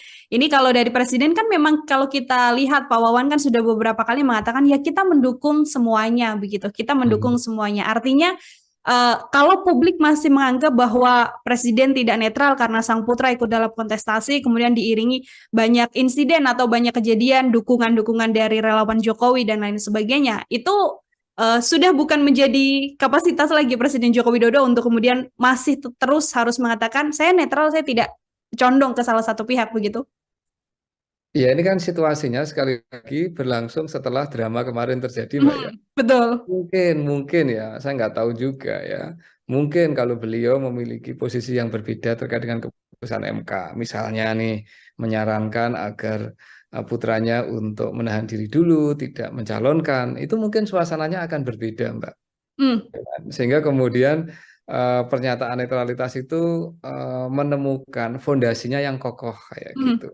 Nah, saat ini kan sayangnya ini sudah jelas nih ya bahwa keluarga terdekat Presiden menjadi salah satu calon. Meskipun kita masih menunggu proses verifikasi dan penetapan kan Mbak, tapi kan jelas ini salah satu keluarga Presiden menjadi bakal calon wakil Presiden ya. Dan kemudian pernyataan netralitas baru sekarang dikeluarkan. Sekali lagi itu tetap penting dan diperlukan. Tetapi kalau saya ingin melihat ini dalam konteks yang juga sudah berlangsung, Mbak. Sehingga ya nantinya ini publik akan sama-sama menguji seberapa kuat ini nanti ya, baik seluruh aparatur negara yang tadi saya sebutkan itu kemudian bisa benar-benar menunjukkan posisinya untuk tidak berpihak, melakukan tindakan-tindakan yang mungkin cenderung akan menguntungkan satu atau dua calon ya. Nah ini yang kita belum tahu. Tapi sekali lagi komitmen itu penting, pernyataan, statement itu penting, karena itu yang nanti akan dipegang oleh publik kan Mbak.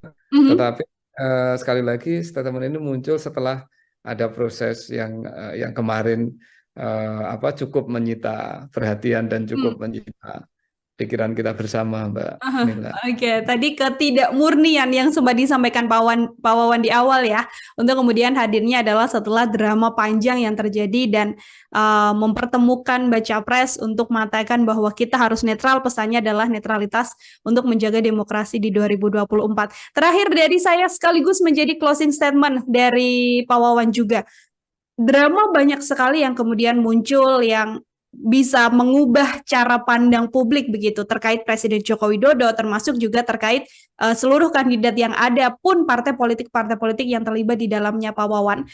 Pak Wawan melihat situasi ini kemudian seperti apa? Apakah drama ini besar kemudian manfaatnya untuk dinikmati oleh publik atau sedianya berjalan lurus saja untuk menuju kontestasi 2024, Pak Wawan?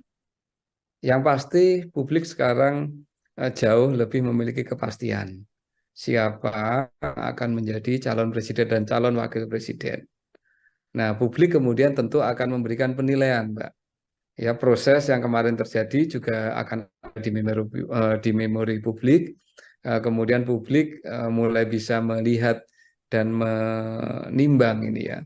Di antara tiga pasangan ini siapa yang paling unggul dan paling sesuai preferensinya dengan publik. Karena kita tahu masing-masing calon presiden maupun cawapres memiliki track record-nya, Mbak. Dan track record itu tidak bisa dihapus. Iya kan? Yang menjadi gubernur ya menjadi gubernur, track record-nya seperti itu. Yang latar belakangnya dulu di militer ya seperti itu. Yang track record-nya adalah putra presiden ya seperti itu. Jadi ini kan track record yang tidak pernah terhapus dari memori publik. Tinggal ini kan nanti akan ada proses kampanye selama 2 atau 3 bulan ke depan ya Mbak ya, sampai Februari. Nanti tinggal publik akan melihat. Yang lebih penting untuk dipertimbangkan publik soal track record termasuk proses menuju pencalonan, ataukah nantinya ada aspek-aspek lain yang menjadi pertimbangan publik. Misalnya program, gagasan maupun gaya politik kedekatannya kepada masyarakat. Saya berharap sih Mbak, nanti publik tidak memutuskan karena serangan fajar politik uang atau pemberian atau apapun lah ya. Tetapi kira-kira seperti itu, track record tidak bisa dihapus, proses pencalonan dengan segala macam dinamikanya itu juga tidak bisa dihapus, ya adanya seperti itu, tinggal nanti publik akan menilai dalam proses kampanye dan proses sampai dengan menjelang Februari tanggal 14, siapa yang kira-kira bisa memenuhi ekspektasi publik dan bisa menjaga kualitas serta idealitas kita berdemokrasi, Mbak. Kita serahkan seluruhnya pada publik yang nantinya akan menjatuhkan pilihan begitu ya untuk kemudian memimpin Indonesia selama 5 tahun ke depan. Pak Wawan, terima kasih sekali Pak Wawan, pakar politik sekaligus Dekan Visipol Universitas Gadjah Mada sudah bersama saya dalam program Tribun Sound Focus. Terima kasih juga untuk kemudian penjelasannya bagaimana pertemuan dan kode apa yang ingin disampaikan Presiden Jokowi dalam mempertemukan ketiga kandidat di kontestasi Pilpres mendatang. Sekali lagi Pak Wawan, terima kasih banyak atas kesempatannya. Semoga di lain kesempatan kita bisa berbincang kembali. Demikian Tribun News Sound Focus kali ini. Saya Nila Irda, pamit undur diri. Terima kasih dan sampai jumpa. Download Tribun X sekarang. Menghadirkan lokal menjadi Indonesia. Justru tidak murni Mbak menurut pendapat saya. Mengapa? Karena sekali lagi konteksnya dalam beberapa waktu terakhir kan ini ada perdebatan sangat serius ya terkait dengan keberpihakan. Pak Jokowi mengundang ini sekali lagi dalam rangka untuk mencoba melakukan netralisasi suasana. Jadi bukan dalam konteks bahwa beliau netral, tidak. Soal masalah publik menafsirkan ini Pak Jokowi di tengah, kanannya Pak Ganjar, kirinya Pak Prabowo, dan depannya Pak Anies, apakah ini menunjukkan positioning politik ya tentu siapapun bisa menilai itu. Tribuners, program Tribun News on Focus kembali menjumpai Anda pada kesempatan hari ini bersama dengan saya Nila Irda. Kita masih membahas terkait dinamika politik di tanah air, yang mana kita tahu pagi tadi baru saja Presiden Joko Widodo bertemu dengan ketiga kandidat calon presiden yang nantinya akan berlaga dalam kontestasi Pilpres 2024. Apakah ini memang ada pertanda khusus atau apa makna dari pertemuan Presiden Jokowi dengan para kandidat ini? Hari ini saya sudah tersambung bersama dengan pakar politik sekaligus Dekan Visipol dari Universitas Gadjah Mada. Ada Pak Wawan Marsudi yang sudah tersambung dalam sambungan Zoom bersama dengan saya. Pak Wawan, apa kabar? Terima kasih banyak sudah bergabung, Pak Wawan. Baik, Mbak Nila, terima kasih banyak sudah diundang. Baik, Bapak, saya mau langsung saja meminta komentar sebagai pengantar dari Pak Wawan melihat pertemuan tadi pagi Presiden Jokowi bersama dengan tiga kandidat di tengah dinamika politik yang mana belakangan ini kita tahu lumayan panas begitu ya, Bapak ya. Silakan sebagai pengantar, Pak Wawan. Kalau kita letakkan dalam konteks dinamika politik dalam 1 minggu terakhir, pertemuan Pak Presiden Jokowi dengan 3 calon presiden memang cukup menarik, Mbak. Mengapa? Karena dalam beberapa waktu terakhir, isu soal keberpihakan, isu soal preferensi politik Pak Presiden Jokowi kan memang menjadi pembahasan dan diskusi di berbagai media ya, di berbagai tempat ya.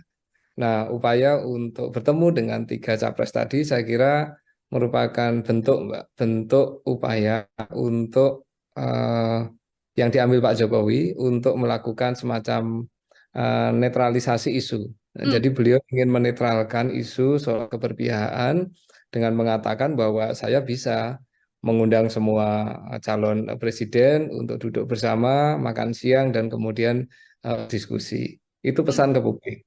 Kalau pesan ke elit, saya kira beliau juga ingin menyampaikan bahwa apapun konstelasi politik yang sedang berlangsung, Pak Jokowi tetap punya peran politik penting dalam konteks ini.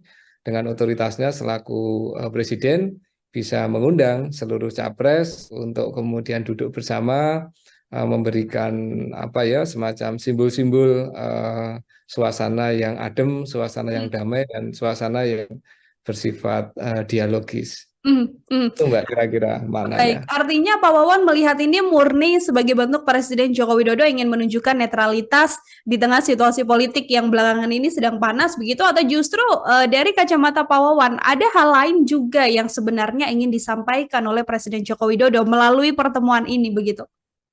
Justru tidak murni, Mbak, menurut pendapat saya. Mengapa? Karena sekali lagi konteksnya dalam beberapa waktu terakhir kan ini ada perdebatan sangat serius ya terkait dengan keberpihakan, terkait dengan persoalan-persoalan yang berhubungan dengan khususnya pencawapresan dari Pak Gibran, Mbak ya. Nah, Betul. Pak Jokowi mengundang ini sekali lagi dalam rangka untuk mencoba melakukan netralisasi suasana. Jadi bukan dalam konteks bahwa beliau netral, tidak, tapi beliau ingin menetralkan dinamika, ingin menetralkan suasana, bahwa beliau tetap bisa duduk bersama dan mengundang para capres kayak gitu. Dan sekali lagi beliau ingin menunjukkan pesan kepada siapapun, khususnya pada elit politik, bahwa beliau tetap ada di sentrum kekuasaan, sentrum dari dinamika politik yang sedang berkembang ini. Tapi apapun itu, Mbak Nila, saya kira ini tetap membawa satu nuansa yang positif ya, nuansa positif, nuansa yang sejuk, bahwa di tengah perdebatan, di tengah macam tukar menukar perdebatan tukar menukar argumen di antara para elit politik, bahwa 3 capres yang nantinya akan menjadi calon-calon pemimpin kita masih bisa duduk bersama, dan kemudian ada diskusi-diskusi yang dilakukan di antara mereka. Menjadi salah satu angin segar juga atau potret yang bisa kemudian menjawab statement banyak pihak terkait etika politik dari Presiden Joko Widodo juga ya, Pak Wawan, sekaligus bentuk bahwa netral Pak Presiden kemudian tidak condong ke salah satu kandidat saja. Pak Wawan juga melihat situasi ini sebenarnya ingin ditujukan secara langsung dan gamblang pada publik oleh Presiden Jokowi. Itu upaya yang dilakukan. Tapi bagaimanapun juga kan publik juga tetap bisa menilai secara kritis ya Eh, bahwa pertemuan ini berlangsung setelah ada sikap-sikap dan bentuk-bentuk politik ya yang dianggap atau dipersepsikan oleh publik tidak netral ya. Ini kan sudah berlangsung situasinya. Nah, mhm, tetapi sekali lagi memang pertemuan ini kemudian bisa memberikan pesan yang berbeda ya bahwa Pak Jokowi terlepas dari ya dalamnya hati siapa yang tahu kan kita nggak tahu mhm, ya Mbak. betul Terlepas sekali. dari preferensi politik beliau, tetapi beliau masih membuka semacam ruang. Beliau masih membuka semacam kesempatan untuk berdialog dan berdiskusi dengan semua pihak, termasuk dengan para capres. Nah, dalam konteks itu saya kira apa yang ingin dihadirkan oleh Pak Presiden Jokowi ya cukup bagus ya. Tetapi Mhm, jangan lupa ya bahwa pertemuan tersebut tidak menghapuskan, tidak menghilangkan akar masalah dari mengapa kita berdebat cukup keras dalam 1-2 minggu terakhir ya di mana ada keputusan MK yang disinyalir banyak pihak tidak cukup objektif dan sekarang sedang mhm, dipersoalkan juga. Bahkan Majelis Kehormatan MK juga sudah dibentuk kan, Mbak. ya, Kemudian ada soal ya kalau dari kepentingan partai-partai politik ya ada eh, partai politik yang merasa dikhianati, ada partai politik yang merasa ditinggal dan seterusnya lah ya. Nah, ini mhm, kan konteks yang berlangsung. Nah, sekali lagi upaya Pak Jokowi adalah untuk meredam dan kemudian mencoba untuk menutup lah ya semua dinamika-dinamika yang cenderung negatif dalam mhm, waktu belakangan ini. Nah, dampaknya atau hasilnya kayak apa kita belum tahu, Mbak. Ya, kita belum tahu. Tapi kalau dari sisi capres kan memang tidak ada yang secara eksplisit ya melakukan proses ini ya semacam serangan politik satu sama lain termasuk perang presiden kan memang di antara ketiga capres kan tidak ada Mbak. ya, Sejak awal Pak Ganjar juga bersikap cukup kalem, sejak awal Pak Anies juga cukup kalem meskipun ada beberapa pernyataan politik beliau ya bahwa negara ini bukan milik keluarga dan seterusnya lah ya. Pak Prabowo juga ya sikap kita tahu bersama lah ya. Tentu senang karena mendapat dukungan langsung dari Gibran dan mhm, timnya lah. mhm. Tapi setidaknya di antara tiga capres tidak muncul lah ya upaya-upaya untuk saling secara terbuka menyerang satu sama lain karena situasi kemarin. Baik. Nanti saya akan lebih dalam, Pak Wawan, membahas terkait bagaimana dinamika yang terjadi 1-2 minggu belakangan. Namun yang ini kemudian pasti dipertanyakan oleh publik. Yang kita lihat momen makan siang bersama terlihat hangat sekali pertemuan antara tiga Ya. kandidat. Namun kan posisi duduk ini, Pak Wawan, antara Pak Ganjar, Pak Prabowo, Pak Anies kan juga kemudian langsung menjadi sorotan. Presiden Jokowi, kemudian ada Pak Ganjar dan Pak Prabowo di sisi kanan kirinya, lalu di depan Presiden Jokowi persis adalah Pak Anies Baswedan. Meskipun sedianya kursinya, mejanya adalah meja bulat yang mana tidak terlihat berdampingan sekali, namun kalau melihat dari posisi duduk, Pak Wawan komentarnya seperti apa? Itu bisa ditafsirkan apapun, Heeh. tetapi bagi saya yang lebih penting adalah pertemuannya itu sendiri, Mbak. Ketika ada 4 orang bertemu di sekitar meja bulat di ruang tertutup dan hanya beliau-beliau yang ada, dugaan saya pembicaraannya saling didengar dan saling diketahui satu sama lain. Pesan-pesan politiknya juga bisa didengar dan diketahui satu sama lain. Ya, soal masalah publik menafsirkan ini Pak Jokowi di tengah, kanannya Pak Ganjar, kirinya Pak Prabowo, dan depannya Pak Anies, apakah ini menunjukkan positioning politik ya Hmm. tentu siapapun bisa menilai itu. Tetapi karena mejanya bundar ya, yang namanya meja bundar kan kita tahu Mbak ya, dia bisa melihat ke kanan dan ke kiri Ya. Hmm. secara setara lah ya, secara setara. Jadi seperti itu sih Mbak. Kalau saya melihatnya adalah bukan soal posisi duduknya, tetapi adalah pertemuannya itu sendiri, di mana 4 orang bertemu di meja yang sama, di ruangan yang sama, dan tentu pembicaraannya ya pembicaraan yang bisa diketahui satu sama lain. Itu yang Hmm. paling penting bagi saya. Oke, baik. Bukan masalah bagaimana posisi duduknya, namun momen pertemuan itu adalah hal yang begitu Ya, penting ya. Kalau dibandingkan kita hanya melihat tafsir dari posisi duduk dari ketiga kandidat bersama dengan Presiden Jokowi. ya Ini nanti dari ada tafsir batik juga Mbak. Nanti ada tafsir batik yang dipakai. tafsir makanan apa yang diambil. Nah, itu bisa kemana-mana kalau soal tafsirnya. Betul betul sekali. Pak Wawan, ini dalam doorstop yang tadi disampaikan juga dikatakan oleh Pak Ganjar, rencananya akan ada pertemuan juga antara cawapres, bacawa pres begitu kan, bersama dengan Wakil Presiden Pak Ma'ruf Amin di momen pertemuan ini. Apakah kalau Pak Wawan melihat ini juga bagian dari situasi untuk menetralkan kondisi dinamika politik di tanah air belakangan ini, atau ini adalah bagian dari pelengkap saja? Capresnya sudah bertemu presiden, ya cawapresnya bertemu dengan wakil presiden begitu. Dalam konteks masyarakat kita yang secara kultural dimensi patronase itu masih ada, Mbak Nila, pertemuan-pertemuan antar elit itu selalu akan menjadi berita positif. Mengapa? Apa yang berkembang di elit, apa yang berlangsung di elit itu akan bisa tertransfer ke bawah sebagai bentuk atau upaya lah ya, upaya untuk membangun suasana kontestasi politik yang cenderung bersifat damai dan cenderung adem kayak gitu. Nah, karena itu seandainya nanti ada pertemuan lebih lanjut misalnya antara Pak Wapres, Pak Ma'ruf Amin dengan para cawapres, ini tentu juga akan membawa hal yang positif karena setidaknya 3 cawapres akan bisa saling bertemu dan saling berdiskusi. Ini kan kultur diskusi dan dialog ini, Mbak, yang paling penting bagi saya. Pondalnya nanti seandainya Pak Presiden misalnya terlepas dari apapun saat ini proses political groupingnya itu mengundang seluruh partai politik untuk bertemu, itu juga akan menjadi satu pesan simbolik yang cukup kuat ya. Bahwa pertemuan ini penting, tetapi harus dipahami pertemuan tidak berarti kemudian membuat semua political groupingnya tiba-tiba menjadi cair dan jadi satu, tidak juga. Kan wajar yang namanya pemilu itu isinya kontestasi dan isinya pembawaan politik. Yang paling penting adalah bagaimana kontestasi itu tidak berubah menjadi konflik yang terbuka, tidak berubah menjadi hal yang misalnya tidak kita inginkan, kekerasan dan seterusnya lah ya.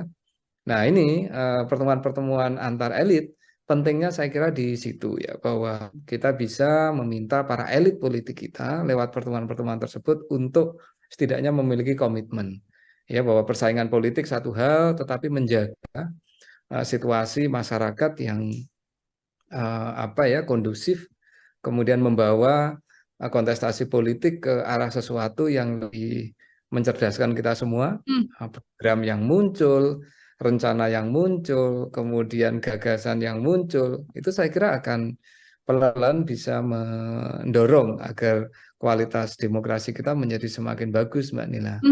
Suguhan dan pembelajaran demokrasi dan pergerakan atau etika politik juga memang menentukan begitu ya Pak Wawan ya, menjadi salah satu penentu nantinya berjalannya kontestasi Pilpres ini. Tadi Pak Wawan sempat menyinggung soal bagaimana netralitas, lalu kecondongan dukungan oleh Presiden Jokowi di kondisi yang kita tahu sang putra begitu Mas Gibran yang kemudian menjadi cawapres dan juga berpasangannya adalah dengan Pak Prabowo Subianto begitu. Ini sudah lepas dari PDI Perjuangan lalu bersama dengan Prabowo Subianto. Saya mau meminta komentar Pak Wawan terlebih dahulu melihat bagaimana situasi dan sikap dari putra Presiden Joko Widodo ini dalam kontestasi Pilpres. Ya, bagaimanapun juga Pak Gibran ini harus diakui sebagai anggota keluarga elit politik terpenting di negara ini, Mbak. Pak Gibran bagaimanapun juga adalah putra seorang presiden. Itu yang kita harus paham ya. Artinya apa? Sebagai putra seorang presiden tentu banyak privilege yang selama ini dimiliki beliau, baik sebagai wali kota maupun sebagai pribadi ya. Privilege ini tidak berarti penyimpangan ya, Mbak ya. Privilege artinya adalah keistimewaan yang memang dari sisi undang-undang mungkin dimiliki atau bahkan mungkin dari sisi networking politik, Mbak. Politik ini kan bukan hanya soal orang ada di posisi mana, tetapi ini kan juga soal networking yang dimiliki, jejaring sosial yang dimiliki, jejaring modal, jejaring kekuasaan yang dimiliki. Tentu Pak Jokowi kan sebagai presiden yang hampir 10 tahun, sudah 9 tahun ya Mbak, memiliki semua jejaring itu. Dan ketika putranya kemudian maju sebagai cawapres, ya sangat mungkin sebagian dari jejaring itu, bahkan sebagian besar dari jejaring itu kemudian akan mengikuti Pak Gibran. Kita ini publik kan hanya bisa menilai Mbak apa yang terjadi kan. bahwa ternyata kelompok pro Jokowi yang selama ini dikenal sebagai relawan Pak Presiden misalnya, oh ternyata kemudian memberikan dukungan secara penuh kepada Pak Prabowo dan kepada Pak Gibran. Ini artinya apa? Political networking yang dimiliki oleh Pak Jokowi selama ini dalam bentuk relawan, ternyata begitu Pak Gibran maju ya akan mengikuti ke situ. Contoh Mbak ya, ini yang muncul di permukaan loh ya, yang di bawah permukaan kan kita nggak tahu ya. Misalkan apakah ada jejaring bisnis yang kemudian ikut ke situ, jejaring ekonomi yang kemudian juga mengikuti. Ini kan kita nggak tahu nih ya publik ya. Ini kan publik ini kan hanya bisa membaca apa-apa yang ada di permukaan. Jadi bagaimanapun juga, apakah ini matters dalam posisi Pak Gibran sebagai putra presiden sangat matters. Dan dalam konteks kajian-kajian dinasti dan demokrasi yang muncul memang selalu seperti itu ya, bahwa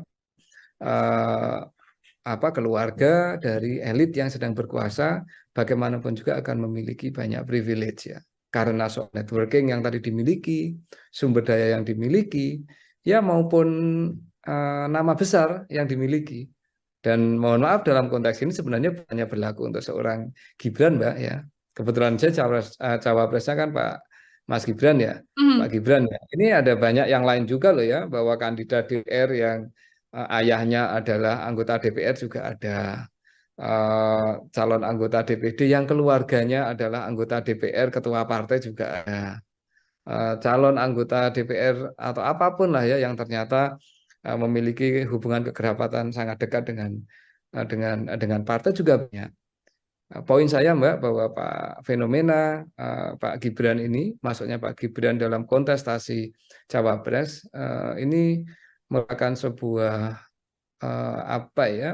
penanda saja, penanda atas sebuah struktur politik ya, masyarakat kita yang mana keluarga itu bisa memainkan peran kunci dan banyak sekali yang kemudian memanfaatkan itu.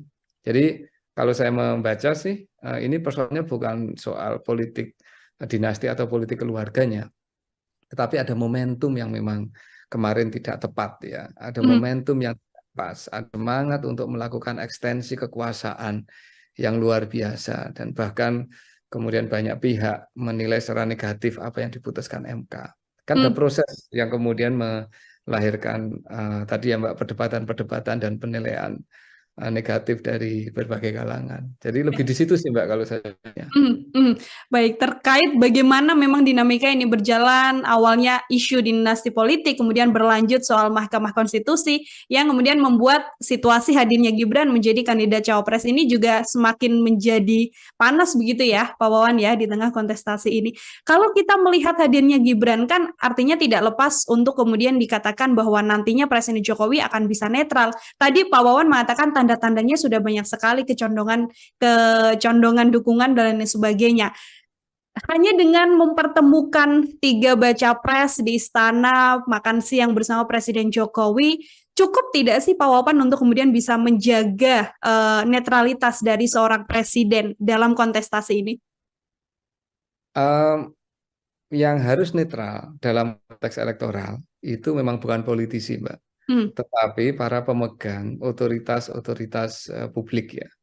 Nah, dalam konteks ini mari kita lihat siapa sih pemilik otoritas publik di negeri ini. Ya, jelas presiden, wapres, menteri, bagaimanapun juga memegang otoritas publik, sumber daya publik yang cukup besar. Karena itu bagaimanapun juga netralitas di antara beliau-beliau pemegang otoritas publik tertinggi menjadi sangat penting. Yang lain siapa pemegang otoritas publik? Mungkin aparat keamanan ya, TNI, kepolisian, dan semuanya lah yang terkait dengan itu. Ini kan juga pemegang otoritas publik ya. Itu juga harus netral. Birokrasi demikian halnya. Artinya gini Mbak, bagaimana juga yang menjadi komitmen lisan dan komitmen yang disampaikan dalam bentuk pernyataan oleh Presiden untuk mendorong netralitas, itu sesuatu yang kita perlukan. Namun apakah itu cukup? Nah, ini pertanyaan berikutnya itu.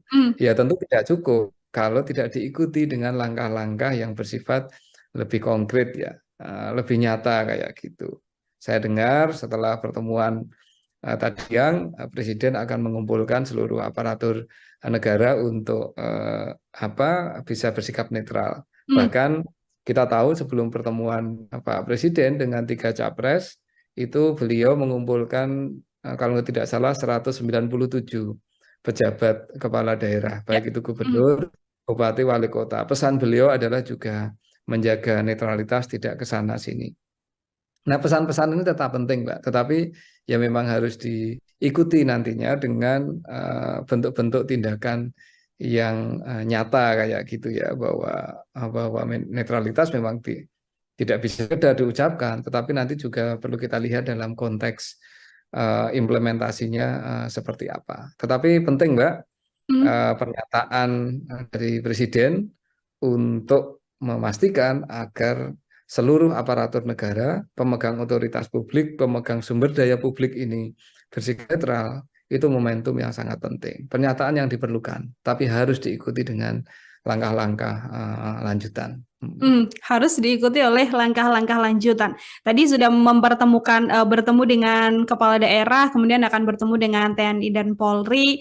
Ini kalau dari Presiden kan memang kalau kita lihat Pak Wawan kan sudah beberapa kali mengatakan ya kita mendukung semuanya begitu. Kita mendukung semuanya. Artinya kalau publik masih menganggap bahwa Presiden tidak netral karena sang putra ikut dalam kontestasi, kemudian diiringi banyak insiden atau banyak kejadian dukungan-dukungan dari relawan Jokowi dan lain sebagainya, itu sudah bukan menjadi kapasitas lagi Presiden Joko Widodo untuk kemudian masih terus harus mengatakan saya netral, saya tidak condong ke salah satu pihak begitu. Ya, ini kan situasinya sekali lagi berlangsung setelah drama kemarin terjadi, Mbak ya. Betul. Mungkin ya, saya nggak tahu juga ya. Mungkin kalau beliau memiliki posisi yang berbeda terkait dengan keputusan MK, misalnya nih menyarankan agar putranya untuk menahan diri dulu, tidak mencalonkan, itu mungkin suasananya akan berbeda, Mbak. Sehingga kemudian pernyataan netralitas itu menemukan fondasinya yang kokoh kayak gitu. Nah, saat ini kan sayangnya ini sudah jelas nih ya, bahwa keluarga terdekat Presiden menjadi salah satu calon. Meskipun kita masih menunggu proses verifikasi dan penetapan kan, Mbak. Tapi kan jelas ini salah satu keluarga Presiden menjadi bakal calon wakil Presiden ya. Dan kemudian pernyataan netralitas baru sekarang dikeluarkan. Sekali lagi, itu tetap penting dan diperlukan. Tetapi kalau saya ingin melihat ini dalam konteks yang juga sudah berlangsung, Mbak. Sehingga ya nantinya ini publik akan sama-sama menguji seberapa kuat ini nanti ya, baik seluruh aparatur negara yang tadi saya sebutkan itu kemudian bisa benar-benar menunjukkan posisinya untuk tidak berpihak, melakukan tindakan-tindakan yang mungkin cenderung akan menguntungkan satu atau dua calon ya. Nah, ini yang kita belum tahu. Tapi sekali lagi komitmen itu penting, pernyataan, statement itu penting, karena itu yang nanti akan dipegang oleh publik kan, Mbak. Tetapi sekali lagi statement ini muncul setelah ada proses yang kemarin cukup menyita perhatian dan cukup menyita pikiran kita bersama, Mbak Nila. Oke, tadi ketidakmurnian yang sempat disampaikan Pak Wawan di awal ya, untuk kemudian hadirnya adalah setelah drama panjang yang terjadi dan mempertemukan baca pres untuk mengatakan bahwa kita harus netral, pesannya adalah netralitas untuk menjaga demokrasi di 2024. Terakhir dari saya sekaligus menjadi closing statement dari Pak Wawan juga. Drama banyak sekali yang kemudian muncul yang bisa mengubah cara pandang publik begitu terkait Presiden Joko Widodo, termasuk juga terkait seluruh kandidat yang ada pun partai politik yang terlibat di dalamnya, Pak Wawan. Pak Wawan melihat situasi ini, kemudian seperti apa? Apakah drama ini besar kemudian manfaatnya untuk dinikmati oleh publik atau sedianya berjalan lurus saja untuk menuju kontestasi 2024, Pak Wawan? Yang pasti publik sekarang jauh lebih memiliki kepastian siapa akan menjadi calon presiden dan calon wakil presiden. Nah, publik kemudian tentu akan memberikan penilaian, Mbak. Ya, proses yang kemarin terjadi juga akan di memori publik. Kemudian publik mulai bisa melihat dan menimbang ini ya.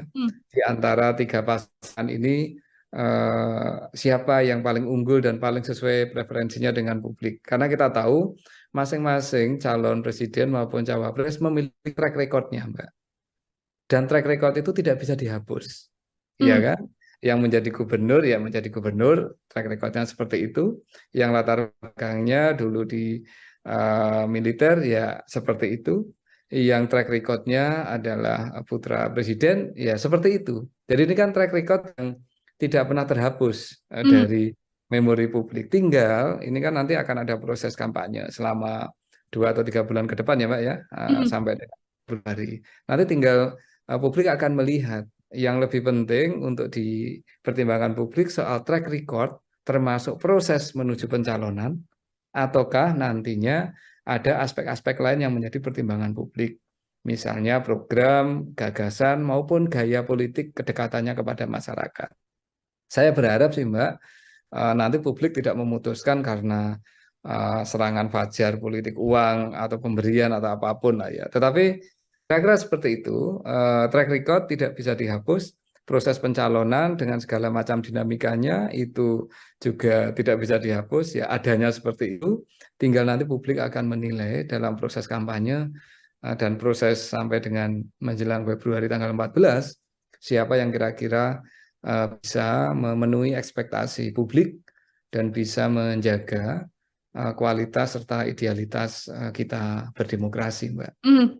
Kita serahkan seluruhnya pada publik yang nantinya akan menjatuhkan pilihan begitu ya untuk kemudian memimpin Indonesia selama 5 tahun ke depan. Pak Wawan, terima kasih sekali Pak Wawan, pakar politik sekaligus Dekan Visipol Universitas Gadjah Mada sudah bersama saya dalam program Tribun Sound Focus. Terima kasih juga untuk kemudian penjelasannya bagaimana pertemuan dan kode apa yang ingin disampaikan Presiden Jokowi dalam mempertemukan ketiga kandidat di kontestasi Pilpres mendatang. Sekali lagi Pak Wawan, terima kasih banyak atas kesempatannya. Semoga di lain kesempatan kita bisa berbincang kembali. Demikian Tribuners, Tribun Sound Focus kali ini. Saya Nila Irda, pamit undur diri. Terima kasih dan sampai jumpa. Download Tribun X sekarang. Menghadirkan lokal menjadi Indonesia. Justru tidak murni Mbak menurut pendapat saya. Mengapa? Karena sekali lagi konteksnya dalam beberapa waktu terakhir kan ini ada perdebatan sangat serius ya terkait dengan keberpihakan. Pak Jokowi mengundang ini sekali lagi dalam rangka untuk mencoba melakukan netralisasi suasana. Jadi bukan dalam konteks bahwa beliau netral, tidak. Soal masalah publik menafsirkan ini Pak Jokowi di tengah, kanannya Pak Ganjar, kirinya Pak Prabowo, dan depannya Pak Anies, apakah ini menunjukkan positioning politik, ya tentu siapapun bisa menilai itu. Tribuners, program Tribun News on Focus kembali menjumpai Anda pada kesempatan hari ini bersama dengan saya Nila Irda. Kita masih membahas terkait dinamika politik di tanah air, yang mana kita tahu pagi tadi baru saja Presiden Joko Widodo bertemu dengan ketiga kandidat calon presiden yang nantinya akan berlaga dalam kontestasi Pilpres 2024. Apakah ini memang ada pertanda khusus atau apa makna dari pertemuan Presiden Jokowi dengan para kandidat ini? Hari ini saya sudah tersambung bersama dengan pakar politik sekaligus Dekan Visipol dari Universitas Gadjah Mada. Ada Pak Wawan Masudi yang sudah tersambung dalam sambungan Zoom bersama dengan saya. Pak Wawan, apa kabar? Terima kasih banyak sudah bergabung, Pak Wawan. Baik, Mbak Nila, terima kasih banyak sudah diundang.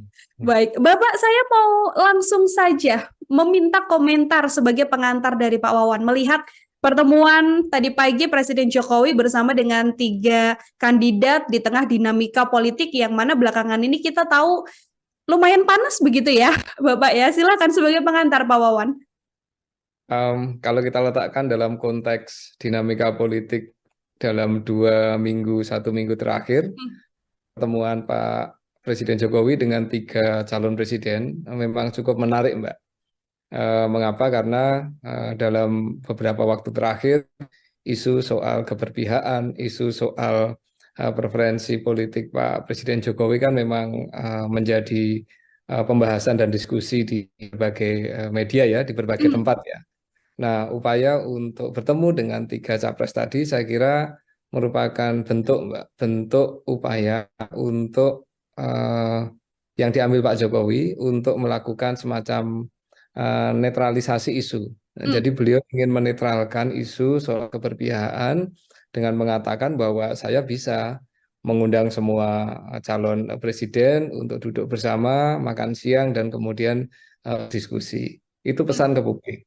Kalau pesan ke elit, saya kira beliau juga ingin menyampaikan bahwa apapun konstelasi politik yang sedang berlangsung, Pak Jokowi tetap punya peran politik penting dalam konteks ini dengan otoritasnya selaku presiden bisa mengundang seluruh capres untuk kemudian duduk bersama memberikan apa ya semacam simbol-simbol suasana yang adem, suasana yang damai dan suasana yang bersifat dialogis.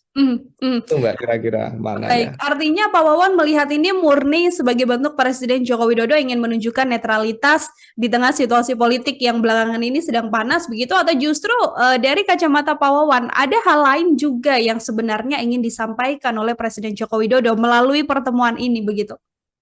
Justru tidak murni, Mbak, menurut pendapat saya. Mengapa? Karena sekali lagi konteksnya dalam beberapa waktu terakhir kan ini ada perdebatan sangat serius ya terkait dengan keberpihakan, terkait dengan apa ya persoalan-persoalan yang berhubungan dengan khususnya pencawapresan dari Pak Gibran, Mbak ya.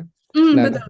Pak Jokowi mengundang ini sekali lagi dalam rangka untuk mencoba melakukan netralisasi suasana. Jadi bukan dalam konteks bahwa beliau netral, tidak, tapi beliau ingin menetralkan dinamika, ingin menetralkan suasana, bahwa beliau tetap bisa duduk bersama dan mengundang para capres kayak gitu.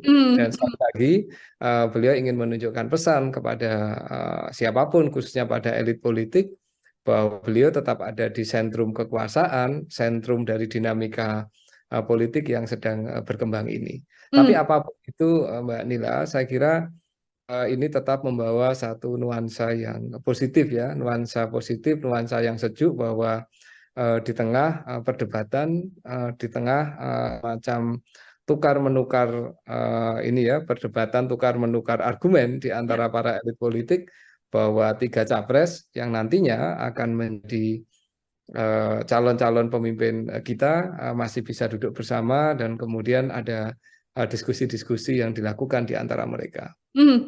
Menjadi salah satu angin segar juga atau potret yang bisa kemudian menjawab statement banyak pihak terkait etika politik dari Presiden Joko Widodo juga ya, Pak Wawan, sekaligus bentuk bahwa netral Pak Presiden kemudian tidak condong ke salah satu kandidat saja. Pak Wawan juga melihat situasi ini sebenarnya ingin ditujukan secara langsung dan gamblang pada publik oleh Presiden Jokowi. Itu upaya yang dilakukan. Tapi bagaimanapun juga kan publik juga tetap bisa menilai secara kritis ya bahwa pertemuan ini berlangsung setelah ada sikap-sikap dan bentuk-bentuk politik ya yang dianggap atau dipersepsikan oleh publik tidak netral ya. Ini kan sudah berlangsung situasinya. Nah, tetapi sekali lagi memang pertemuan ini kemudian bisa memberikan pesan yang berbeda ya bahwa Pak Jokowi terlepas dari ya dalamnya hati siapa yang tahu kan kita nggak tahu ya Mbak. Betul Terlepas sekali. dari preferensi politik beliau, tetapi beliau masih membuka semacam ruang. Beliau masih membuka semacam kesempatan untuk berdialog dan berdiskusi dengan semua pihak, termasuk dengan para capres. Nah, dalam konteks itu saya kira apa yang ingin dihadirkan oleh Pak Presiden Jokowi ya cukup bagus ya. Tetapi jangan lupa ya bahwa pertemuan tersebut tidak menghapuskan, tidak menghilangkan akar masalah dari mengapa kita berdebat cukup keras dalam 1-2 minggu terakhir ya, di mana ada keputusan MK yang disinyalir banyak pihak tidak cukup objektif dan sekarang sedang dipersoalkan juga, bahkan Majelis Kehormatan MK juga sudah dibentuk kan Mbak. Kemudian ada soal ya kalau dari kepentingan partai-partai politik ya ada partai politik yang merasa dikhianati, ada partai politik yang merasa ditinggal dan seterusnya lah ya. Nah, ini kan konteks yang berlangsung. Nah, sekali lagi upaya Pak Jokowi adalah untuk meredam dan kemudian mencoba untuk menutup lah ya semua dinamika yang cenderung negatif dalam waktu belakangan ini. Nah, dampaknya atau hasilnya kayak apa kita belum tahu, Mbak. Ya, kita belum tahu. Tapi kalau dari sisi capres kan memang tidak ada yang secara eksplisit ya melakukan proses ini ya semacam serangan politik satu sama lain termasuk orang presiden kan memang di antara ketiga capres kan tidak ada Mbak. Iya. Sejak awal Pak Ganjar juga bersikap cukup kalem. Sejak awal Pak Anies juga cukup kalem, meskipun ada beberapa pernyataan politik beliau ya, bahwa negara ini bukan milik keluarga dan seterusnya lah ya. Pak Prabowo juga ya sikap kita tahu bersama lah ya. Tentu senang karena mendapat dukungan langsung dari Gibran dan Hmm. timnya lah. Hmm. Tapi setidaknya di antara tiga capres tidak muncul lah ya upaya-upaya untuk saling secara terbuka menyerang satu sama lain karena situasi kemarin.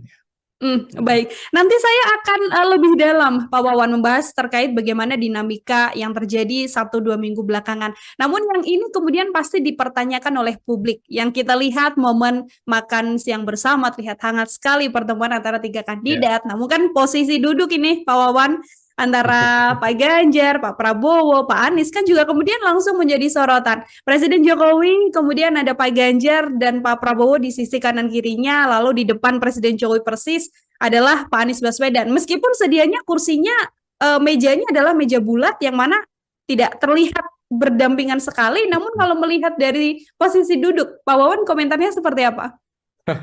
Itu bisa ditafsirkan apapun, tetapi bagi saya yang lebih penting adalah pertemuannya itu sendiri, Mbak. Ketika ada 4 orang bertemu di sekitar meja bulat di ruang tertutup dan hanya beliau-beliau yang ada, dugaan saya pembicaraannya saling didengar dan saling diketahui satu sama lain. Pesan-pesan politiknya juga bisa didengar dan diketahui satu sama lain. Ya, soal masalah publik menafsirkan ini Pak Jokowi di tengah, kanannya Pak Ganjar, kirinya Pak Prabowo, dan depannya Pak Anies, apakah ini menunjukkan positioning politik ya tentu siapapun bisa menilai itu. Tetapi karena mejanya bundar ya, yang namanya meja bundar kan kita tahu Mbak ya, dia bisa melihat ke kanan dan ke kiri secara setara lah ya, secara setara. Jadi seperti itu sih Mbak, kalau saya melihatnya adalah bukan soal posisi duduknya, tetapi adalah pertemuannya itu sendiri, di mana 4 orang bertemu di meja yang sama, di ruangan yang sama, dan tentu pembicaraannya ya pembicaraan yang bisa diketahui satu sama lain. Itu yang paling penting bagi saya. Oke, baik. Bukan masalah bagaimana posisi duduknya, namun momen pertemuan itu adalah hal yang begitu penting ya. Kalau dibandingkan kita hanya melihat tafsir dari posisi duduk dari ketiga kandidat bersama dengan Presiden Jokowi. Ya, Ini nanti dari ada tafsir batik juga, Mbak. Nanti ada tafsir batik yang dipakai, tafsir makanan apa yang diambil. Nah, itu bisa kemana-mana kalau soal tafsirnya. betul sekali. Pak Wawan, ini dalam doorstop yang tadi disampaikan juga dikatakan oleh Pak Ganjar, rencananya akan ada pertemuan juga antara cawapres, bacawapres begitu kan, bersama dengan Wakil Presiden Pak Ma'ruf Amin di momen pertemuan ini. Apakah kalau Pak Wawan melihat ini juga bagian dari situasi untuk menetralkan kondisi dinamika politik di tanah air belakangan ini, atau ini adalah bagian dari pelengkap saja? Capresnya sudah bertemu presiden, ya cawapresnya bertemu dengan wakil presiden begitu. Dalam konteks masyarakat kita yang secara kultural dimensi patronase itu masih ada, Mbak Nila. Pertemuan-pertemuan antar elit itu selalu akan menjadi berita positif. Mengapa? Apa yang berkembang di elit, apa yang berlangsung di elit itu akan bisa tertransfer ke bawah sebagai bentuk atau upaya lah ya, upaya untuk membangun suasana kontestasi politik yang cenderung bersifat damai dan cenderung adem kayak gitu. Nah, karena itu seandainya nanti ada pertemuan lebih lanjut misalnya antara Pak Wapres, Pak Ma'ruf Amin dengan para cawapres, ini tentu juga akan membawa hal yang positif karena setidaknya 3 cawapres akan bisa saling bertemu dan saling berdiskusi. Ini kan kultur diskusi dan dialog ini Mbak yang paling penting bagi saya. Pondanya nanti seandainya Pak Presiden misalnya terlepas dari apapun saat ini proses political groupingnya itu mengundang seluruh partai politik untuk bertemu, itu juga akan menjadi satu pesan simbolik yang cukup kuat ya. Bahwa pertemuan ini penting, tetapi harus dipahami pertemuan tidak berarti kemudian membuat semua political groupingnya tiba-tiba menjadi cair dan jadi satu, tidak juga. Kan wajar yang namanya pemilu itu isinya kontestasi dan isinya pembawaan politik. Yang paling penting adalah bagaimana kontestasi itu tidak berubah menjadi konflik yang terbuka, tidak berubah menjadi hal yang misalnya tidak kita inginkan, kekerasan dan seterusnya lah ya. Nah, ini pertemuan-pertemuan antar elit pentingnya saya kira di situ ya, bahwa kita bisa meminta para elit politik kita lewat pertemuan-pertemuan tersebut untuk setidaknya memiliki komitmen ya, bahwa persaingan politik satu hal, tetapi menjaga situasi masyarakat yang kondusif, kemudian membawa kontestasi politik ke arah sesuatu yang lebih mencerdaskan kita semua, program yang muncul, rencana yang muncul, kemudian gagasan yang muncul, itu saya kira akan pelan-pelan bisa mendorong agar kualitas demokrasi kita menjadi semakin bagus, Mbak Nila. Suguhan dan pembelajaran demokrasi dan pergerakan atau etika politik juga memang menentukan begitu ya Pak Wawan ya, menjadi salah satu penentu nantinya berjalannya kontestasi Pilpres ini.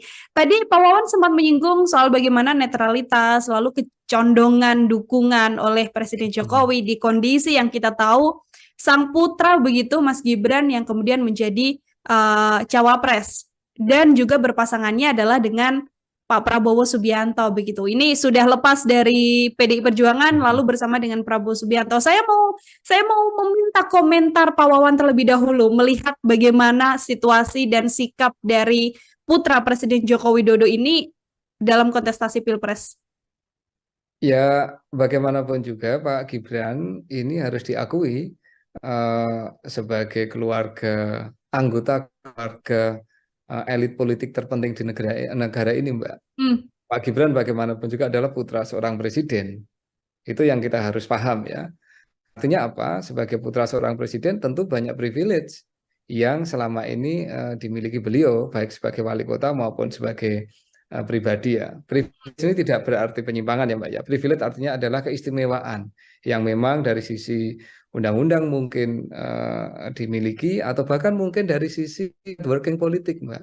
Politik ini kan bukan hanya soal orang ada di posisi mana, tetapi ini kan juga soal networking yang dimiliki, jejaring sosial yang dimiliki, jejaring modal, jejaring kekuasaan yang dimiliki. Tentu Pak Jokowi kan sebagai presiden yang hampir 10 tahun, sudah 9 tahun ya Mbak, memiliki semua jejaring itu. Dan ketika putranya kemudian maju sebagai cawapres, ya sangat mungkin sebagian dari jejaring itu, bahkan sebagian besar dari jejaring itu kemudian akan mengikuti Pak Gibran. Kita ini publik kan hanya bisa menilai Mbak apa yang terjadi kan, bahwa ternyata kelompok pro Jokowi yang selama ini dikenal sebagai relawan Pak Presiden misalnya, ternyata kemudian memberikan dukungan secara penuh kepada Pak Prabowo dan kepada Pak Gibran. Ini artinya apa? Political networking yang dimiliki oleh Pak Jokowi selama ini dalam bentuk relawan, ternyata begitu Pak Gibran maju ya akan mengikuti ke situ. Contoh Mbak ya, ini yang muncul di permukaan loh ya, yang di bawah permukaan kan kita nggak tahu ya. Misalkan apakah jejaring bisnis yang kemudian ikut ke situ, jejaring ekonomi yang kemudian juga mengikuti, ini kan kita nggak tahu nih ya publik ya. Ini kan publik ini kan hanya bisa membaca apa-apa yang ada di permukaan. Jadi bagaimanapun juga, apakah ini matters dalam posisi Pak Gibran sebagai putra presiden sangat matters, dan dalam konteks kajian-kajian dinasti dan demokrasi yang muncul memang selalu seperti itu ya, bahwa keluarga dari elit yang sedang berkuasa bagaimanapun juga akan memiliki banyak privilege ya. Karena soal networking yang tadi dimiliki, sumber daya yang dimiliki, ya maupun nama besar yang dimiliki. Dan mohon maaf dalam konteks ini sebenarnya hanya berlaku untuk seorang Gibran, Mbak ya. Kebetulan saya cawapresnya kan Pak Mas Gibran ya, Pak Gibran ya. Ini ada banyak yang lain juga loh ya, bahwa kandidat DPR yang ayahnya adalah anggota DPR juga ada. Calon anggota DPD yang keluarganya adalah anggota DPR, ketua partai juga ada. Calon anggota DPR atau apapun lah ya yang ternyata memiliki hubungan kekerabatan sangat dekat dengan partai juga banyak. Poin saya Mbak, bahwa fenomena Pak Gibran ini, masuknya Pak Gibran dalam kontestasi Cawapres ini merupakan sebuah penanda saja, penanda atas sebuah struktur politik ya, masyarakat kita yang mana keluarga itu bisa memainkan peran kunci dan banyak sekali yang kemudian memanfaatkan itu. Jadi kalau saya membaca sih ini persoalannya bukan soal politik dinasti atau politik keluarganya, tetapi ada momentum yang memang kemarin tidak tepat ya, ada momentum yang tidak pas, ada semangat untuk melakukan ekstensi kekuasaan yang luar biasa dan bahkan kemudian banyak pihak menilai secara negatif apa yang diputuskan MK. Kan ada proses yang kemudian melahirkan tadi ya Mbak, perdebatan-perdebatan dan penilaian negatif dari berbagai kalangan. Jadi lebih di situ sih Mbak kalau saya. Baik, terkait bagaimana memang dinamika ini berjalan, awalnya isu dinasti politik, kemudian berlanjut soal Mahkamah Konstitusi, yang kemudian membuat situasi hadirnya Gibran menjadi kandidat cawapres ini juga semakin menjadi panas begitu ya, Pak Wawan ya, di tengah kontestasi ini. Kalau kita melihat hadirnya Gibran kan artinya tidak lepas untuk kemudian dikatakan bahwa nantinya Presiden Jokowi akan bisa netral. Tadi Pak Wawan mengatakan tanda-tandanya sudah banyak sekali kecondongan dukungan dan lain sebagainya. Hanya dengan mempertemukan 3 baca pres di istana makan siang bersama Presiden Jokowi, cukup tidak sih Pak Wawan untuk kemudian bisa menjaga netralitas dari seorang presiden dalam kontestasi ini?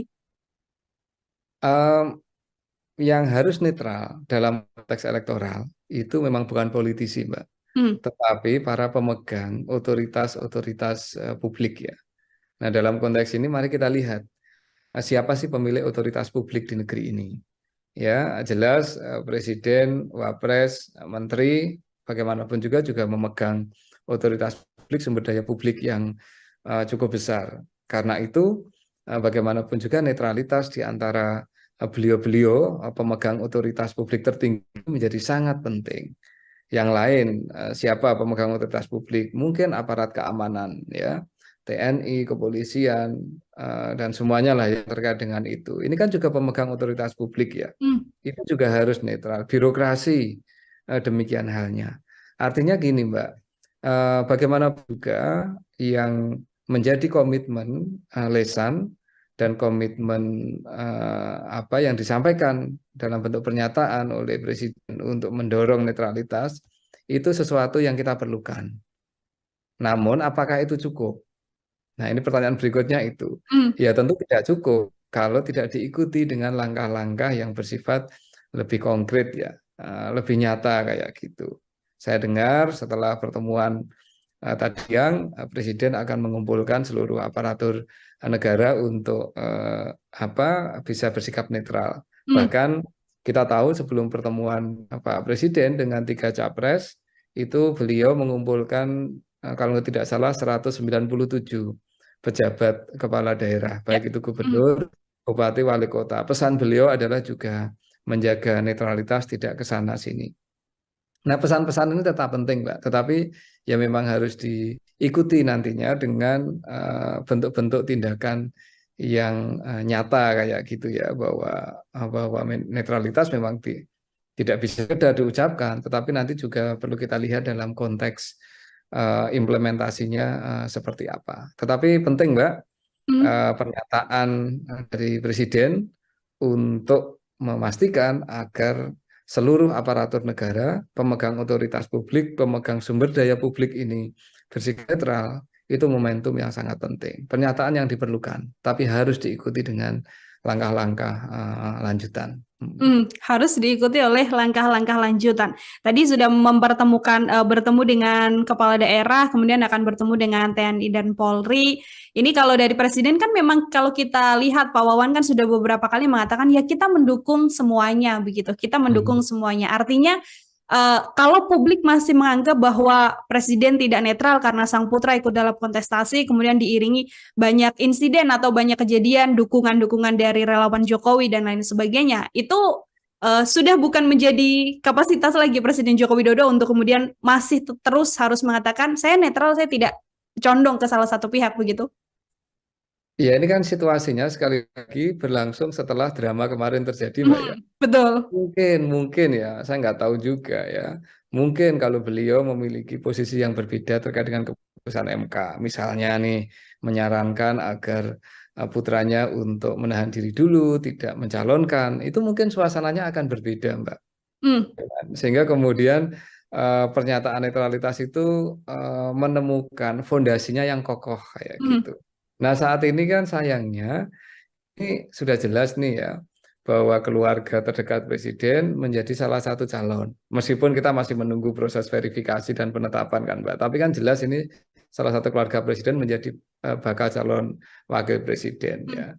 Dan kemudian pernyataan netralitas baru sekarang dikeluarkan. Sekali lagi itu tetap penting dan diperlukan. Tetapi kalau saya ingin melihat ini dalam konteks yang juga sudah berlangsung, Mbak. Sehingga ya nantinya ini kita publik akan sama-sama menguji seberapa kuat ini nanti ya, baik seluruh aparatur negara yang tadi saya sebutkan itu kemudian bisa benar-benar menunjukkan posisinya untuk tidak berpihak, melakukan tindakan-tindakan yang mungkin cenderung akan menguntungkan satu atau dua calon ya. Nah ini yang kita belum tahu. Tapi sekali lagi komitmen itu penting, pernyataan, statement itu penting.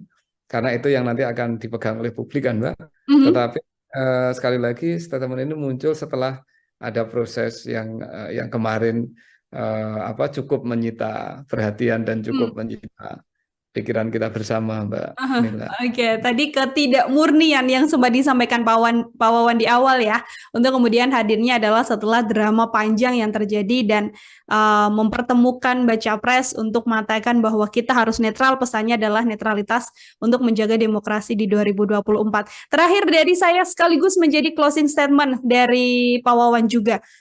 Drama banyak sekali yang kemudian muncul yang bisa mengubah cara pandang publik begitu terkait Presiden Joko Widodo, termasuk juga terkait seluruh kandidat yang ada pun partai politik yang terlibat di dalamnya, Pak Wawan.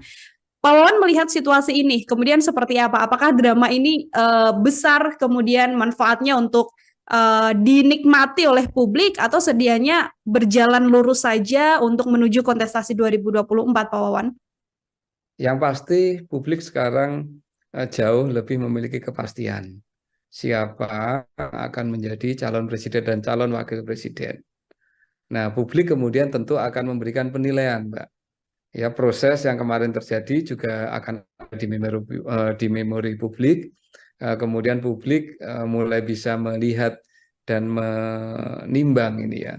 Di antara tiga pasangan ini siapa yang paling unggul dan paling sesuai preferensinya dengan publik. Karena kita tahu masing-masing calon presiden maupun cawapres memiliki track record-nya, Mbak. Dan track record itu tidak bisa dihapus. Iya kan? Yang menjadi gubernur ya menjadi gubernur, track record-nya seperti itu. Yang latar belakangnya dulu di militer ya seperti itu.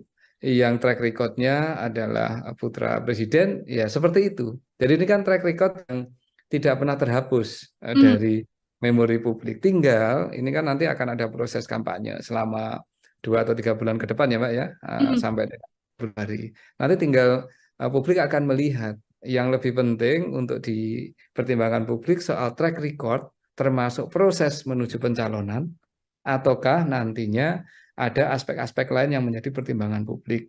Misalnya program, gagasan maupun gaya politik kedekatannya kepada masyarakat.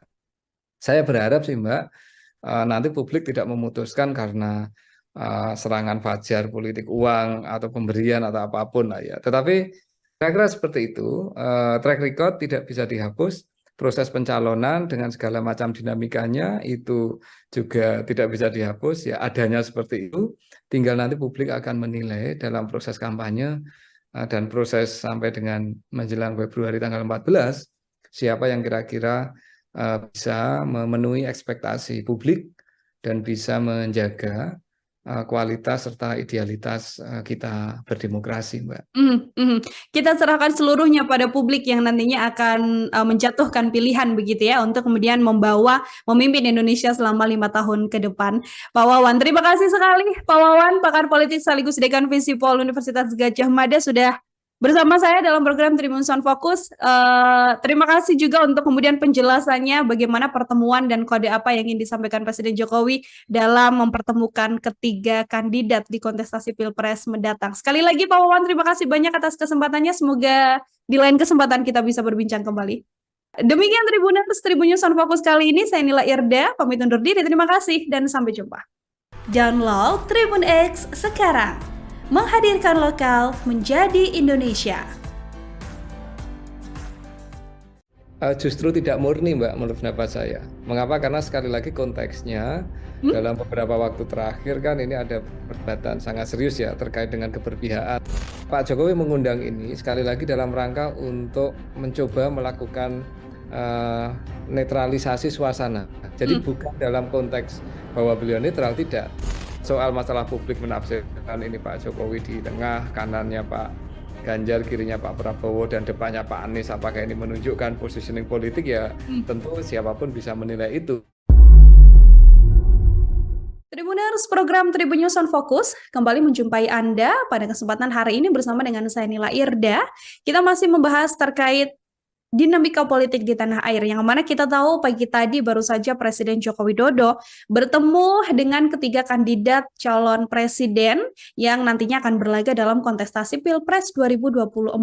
Apakah ini memang ada pertanda khusus atau apa makna dari pertemuan Presiden Jokowi dengan para kandidat ini? Hari ini saya sudah tersambung bersama dengan pakar politik sekaligus Dekan Visipol dari Universitas Gadjah Mada. Ada Pak Wawan Masudi yang sudah tersambung dalam sambungan Zoom bersama dengan saya. Pak Wawan, apa kabar? Terima kasih banyak sudah bergabung, Pak Wawan. Baik, Mbak Nila, terima kasih banyak sudah diundang. Baik, Bapak, saya mau langsung saja meminta komentar sebagai pengantar dari Pak Wawan melihat pertemuan tadi pagi Presiden Jokowi bersama dengan tiga kandidat di tengah dinamika politik yang mana belakangan ini kita tahu lumayan panas begitu ya, Bapak ya. Silakan sebagai pengantar, Pak Wawan. Kalau kita letakkan dalam konteks dinamika politik dalam 1 minggu terakhir, pertemuan Pak Presiden Jokowi dengan 3 calon presiden memang cukup menarik, Mbak.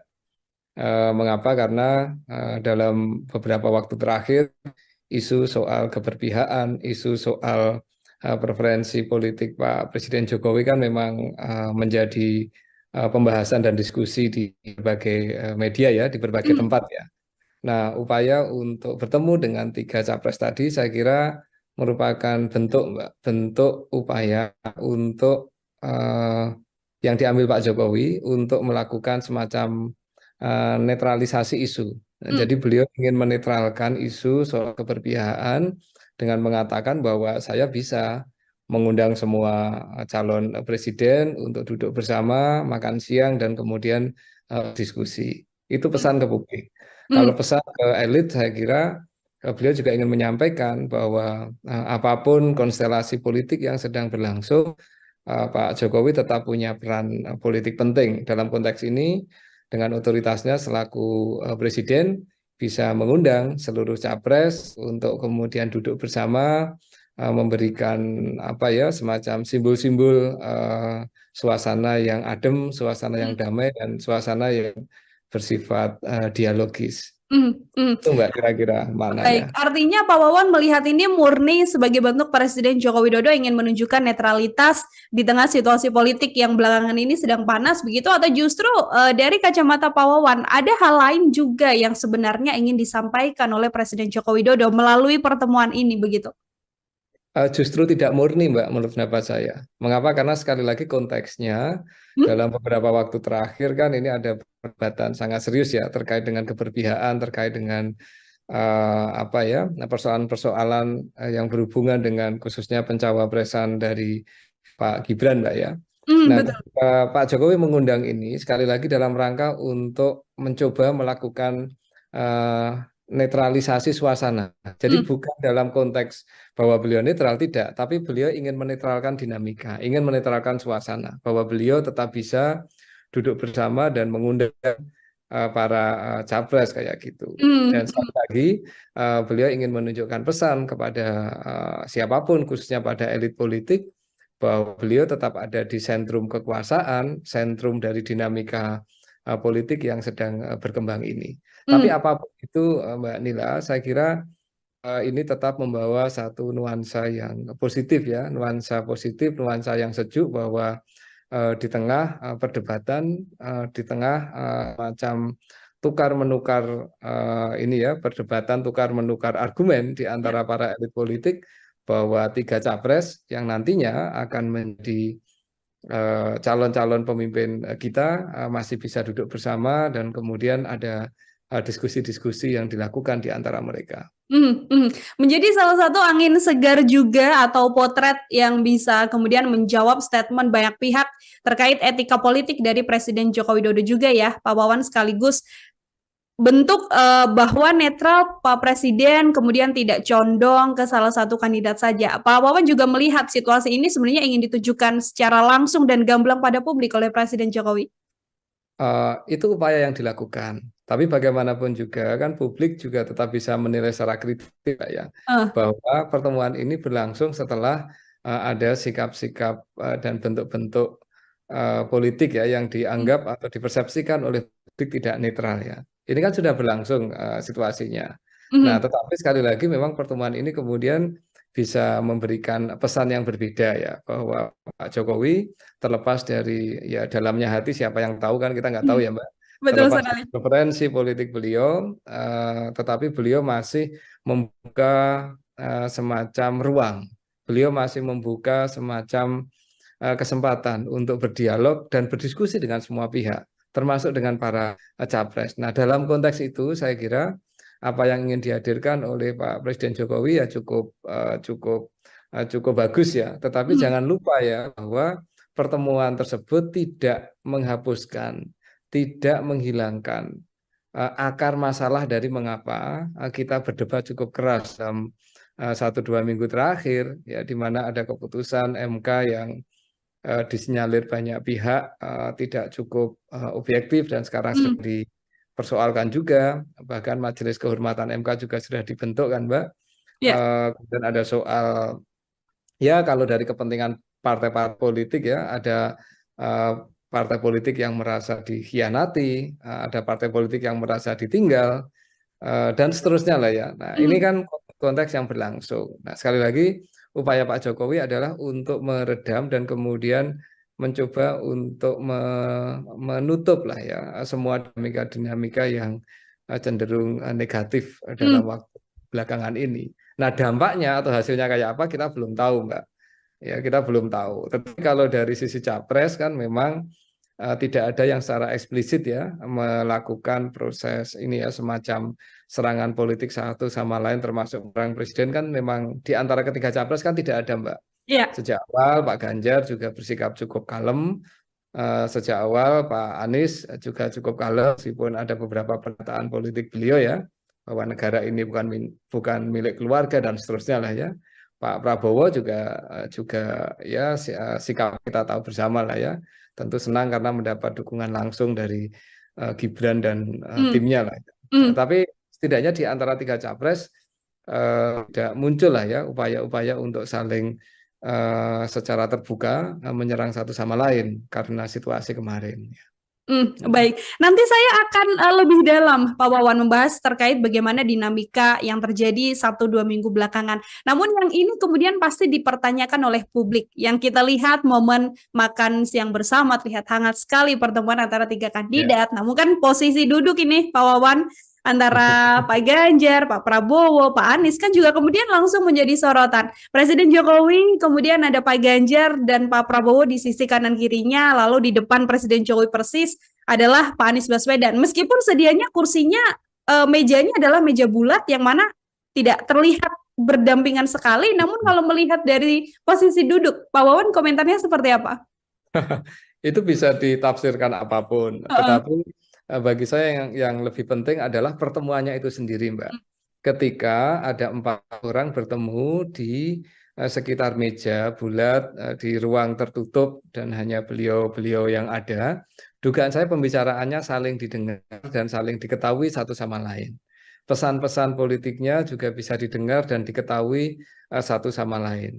Ya, soal masalah publik menafsirkan ini Pak Jokowi di tengah, kanannya Pak Ganjar, kirinya Pak Prabowo, dan depannya Pak Anies, apakah ini menunjukkan positioning politik ya tentu siapapun bisa menilai itu. Tetapi karena mejanya bundar ya, yang namanya meja bundar kan kita tahu Mbak ya, dia bisa melihat ke kanan dan ke kiri secara setara lah ya, secara setara. Jadi seperti itu sih Mbak. Kalau saya ngelihatnya adalah bukan soal posisi duduknya, tetapi adalah pertemuannya itu sendiri, di mana 4 orang bertemu di meja yang sama, di ruangan yang sama, dan tentu pembicaraannya ya pembicaraan yang bisa diketahui satu sama lain. Itu yang Hmm. paling penting bagi saya. Oke, baik. Bukan masalah bagaimana posisi duduknya, namun momen pertemuan itu adalah hal yang begitu Ya, penting ya. Kalau dibandingkan kita hanya melihat tafsir dari posisi duduk dari ketiga kandidat bersama dengan Presiden Jokowi. ya Ini nanti dari ada tafsir batik juga Mbak. Nanti ada tafsir batik yang dipakai, tafsir makanan apa yang diambil. Nah itu bisa kemana-mana kalau soal tafsirnya. betul betul sekali. Pak Wawan, ini dalam doorstop yang tadi disampaikan juga dikatakan oleh Pak Ganjar, rencananya akan ada pertemuan juga antara cawapres, bacawa pres begitu kan, bersama dengan Wakil Presiden Pak Ma'ruf Amin di momen pertemuan ini. Apakah kalau Pak Wawan melihat ini juga bagian dari situasi untuk menetralkan kondisi dinamika politik di tanah air belakangan ini, atau ini adalah bagian dari pelengkap saja? Capresnya sudah bertemu presiden, ya cawapresnya bertemu dengan wakil presiden begitu. Dalam konteks masyarakat kita yang secara kultural dimensi patronase itu masih ada, Mbak Nila.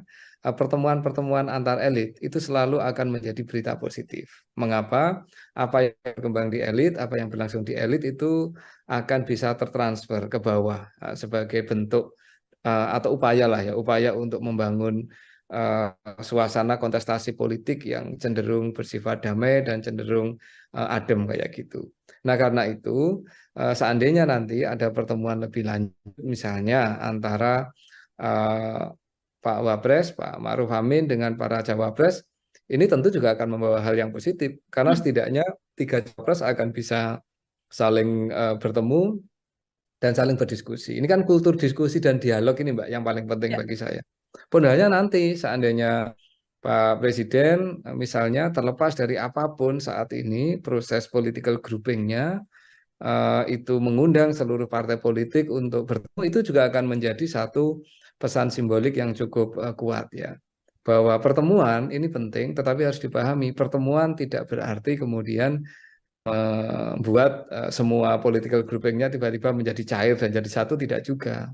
Kan wajar yang namanya pemilu itu isinya kontestasi dan isinya pembawaan politik. Yang paling penting adalah bagaimana kontestasi itu tidak berubah menjadi konflik yang terbuka, tidak berubah menjadi hal yang misalnya tidak kita inginkan, kekerasan dan seterusnya lah ya. Nah ini pertemuan-pertemuan antar elit pentingnya saya kira di situ ya, bahwa kita bisa meminta para elit politik kita lewat pertemuan-pertemuan tersebut untuk setidaknya memiliki komitmen ya, bahwa persaingan politik satu hal, tetapi menjaga situasi masyarakat yang kondusif, kemudian membawa kontestasi politik ke arah sesuatu yang lebih mencerdaskan kita semua, program yang muncul, rencana yang muncul, kemudian gagasan yang muncul, itu saya kira akan pelan-pelan bisa mendorong agar kualitas demokrasi kita menjadi semakin bagus, Mbak Nila. Suguhan dan pembelajaran demokrasi dan pergerakan atau etika politik juga memang menentukan begitu ya Pak Wawan ya, menjadi salah satu penentu nantinya berjalannya kontestasi Pilpres ini. Tadi Pak Wawan sempat menyinggung soal bagaimana netralitas, lalu kecondongan dukungan oleh Presiden Jokowi di kondisi yang kita tahu sang putra begitu Mas Gibran yang kemudian menjadi cawapres dan juga berpasangannya adalah dengan Pak Prabowo Subianto begitu. Ini sudah lepas dari PDI Perjuangan lalu bersama dengan Prabowo Subianto. Saya mau meminta komentar Pak Wawan terlebih dahulu melihat bagaimana situasi dan sikap dari putra Presiden Joko Widodo ini dalam kontestasi Pilpres. Ya, bagaimanapun juga Pak Gibran ini harus diakui sebagai anggota keluarga elit politik terpenting di negara ini, Mbak. Pak Gibran bagaimanapun juga adalah putra seorang presiden. Itu yang kita harus paham ya. Artinya apa? Sebagai putra seorang presiden tentu banyak privilege yang selama ini dimiliki beliau, baik sebagai wali kota maupun sebagai pribadi ya. Privilege ini tidak berarti penyimpangan ya Mbak ya. Privilege artinya adalah keistimewaan yang memang dari sisi undang-undang mungkin dimiliki, atau bahkan mungkin dari sisi networking politik, Mbak. Politik ini kan bukan hanya soal orang ada di posisi mana, tetapi ini kan juga soal networking yang dimiliki, jejaring sosial yang dimiliki, jejaring modal, jejaring kekuasaan yang dimiliki. Tentu Pak Jokowi kan sebagai presiden yang hampir 10 tahun, sudah 9 tahun ya Mbak, memiliki semua jejaring itu. Dan ketika putranya kemudian maju sebagai cawapres, ya sangat mungkin sebagian dari jejaring itu, bahkan sebagian besar dari jejaring itu kemudian akan mengikuti Pak Gibran. Kita ini publik kan hanya bisa menilai, Mbak, apa yang terjadi kan, bahwa ternyata kelompok pro Jokowi yang selama ini dikenal sebagai relawan Pak Presiden misalnya, oh ternyata kemudian memberikan dukungan secara penuh kepada Pak Prabowo dan kepada Pak Gibran. Ini artinya apa? Political networking yang dimiliki oleh Pak Jokowi selama ini dalam bentuk relawan, ternyata begitu Pak Gibran maju ya akan mengikuti ke situ. Contoh Mbak ya, ini yang muncul di permukaan loh ya, yang di bawah permukaan kan kita nggak tahu ya. Misalkan apakah jejaring bisnis yang kemudian ikut ke situ, jejaring ekonomi yang kemudian juga mengikuti, ini kan kita nggak tahu nih ya publik ya. Ini kan publik ini kan hanya bisa membaca apa-apa yang ada di permukaan. Jadi bagaimanapun juga, apakah ini matters dalam posisi Pak Gibran sebagai putra presiden, sangat matters. Dan dalam konteks kajian-kajian dinasti dan demokrasi yang muncul memang selalu seperti itu ya, bahwa keluarga dari elit yang sedang berkuasa bagaimanapun juga akan memiliki banyak privilege ya. Karena soal networking yang tadi dimiliki, sumber daya yang dimiliki, ya maupun nama besar yang dimiliki. Dan mohon maaf dalam konteks ini sebenarnya hanya berlaku untuk seorang Gibran, Mbak ya. Kebetulan saya cawapresnya kan Pak Mas Gibran ya, Pak Gibran ya. Ini ada banyak yang lain juga loh ya, bahwa kandidat DPR yang ayahnya adalah anggota DPR juga ada. Calon anggota DPD yang keluarganya adalah anggota DPR, ketua partai juga ada. Calon anggota DPR atau apapun lah ya yang ternyata memiliki hubungan kekerabatan sangat dekat dengan partai juga banyak. Poin saya Mbak, bahwa fenomena Pak Gibran ini, masuknya Pak Gibran dalam kontestasi Cawapres ini merupakan sebuah penanda saja, penanda atas sebuah struktur politik ya, masyarakat kita yang mana keluarga itu bisa memainkan peran kunci dan banyak sekali yang kemudian memanfaatkan itu. Jadi kalau saya membaca sih ini persoalannya bukan soal politik dinasti atau politik keluarganya, tetapi ada momentum yang memang kemarin tidak tepat ya, ada momentum yang pas, ada semangat untuk melakukan ekstensi kekuasaan yang luar biasa, dan bahkan kemudian banyak pihak menilai secara negatif apa yang diputuskan MK. Kan ada proses yang kemudian melahirkan tadi ya Mbak, perdebatan-perdebatan dan penilaian negatif dari berbagai kalangan. Jadi lebih di situ sih Mbak kalau saya.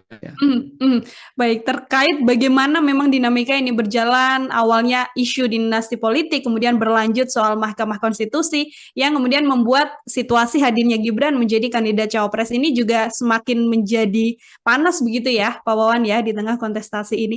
Kalau kita melihat hadirnya Gibran kan artinya tidak lepas untuk kemudian dikatakan bahwa nantinya Presiden Jokowi akan bisa netral. Tadi Pak Wawan mengatakan tanda-tandanya sudah banyak sekali kecondongan dukungan dan lain sebagainya.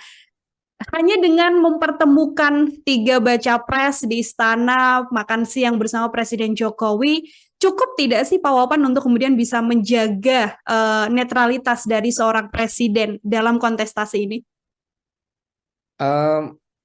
Yang harus netral dalam konteks elektoral itu memang bukan politisi, Mbak. Tetapi para pemegang otoritas publik ya. Nah, dalam konteks ini mari kita lihat siapa sih pemilik otoritas publik di negeri ini. Ya, jelas presiden, wapres, menteri, bagaimanapun juga memegang otoritas publik, sumber daya publik yang cukup besar.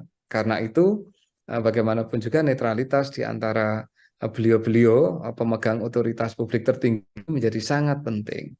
yang lain, siapa pemegang otoritas publik? Mungkin aparat keamanan, ya, TNI, kepolisian, dan semuanya lah yang terkait dengan itu. Ini kan juga pemegang otoritas publik ya. Itu juga harus netral. Birokrasi demikian halnya. Artinya gini, Mbak, bagaimana juga yang menjadi komitmen lisan dan komitmen apa yang disampaikan dalam bentuk pernyataan oleh Presiden untuk mendorong netralitas itu sesuatu yang kita perlukan. Namun apakah itu cukup? Nah, ini pertanyaan berikutnya itu. Ya tentu tidak cukup kalau tidak diikuti dengan langkah-langkah yang bersifat lebih konkret ya, lebih nyata kayak gitu. Saya dengar setelah pertemuan tadi siang Presiden akan mengumpulkan seluruh aparatur negara untuk bisa bersikap netral. Bahkan kita tahu sebelum pertemuan Pak Presiden dengan 3 capres itu beliau mengumpulkan kalau tidak salah 197 pejabat kepala daerah, baik itu gubernur, bupati, wali kota. Pesan beliau adalah juga menjaga netralitas, tidak ke sana sini.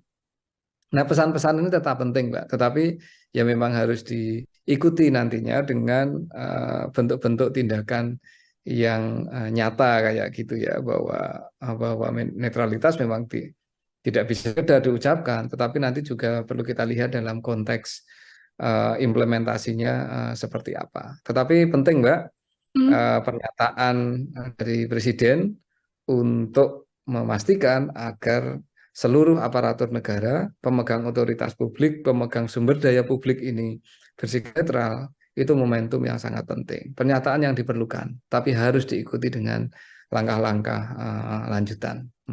Harus diikuti oleh langkah-langkah lanjutan. Tadi sudah bertemu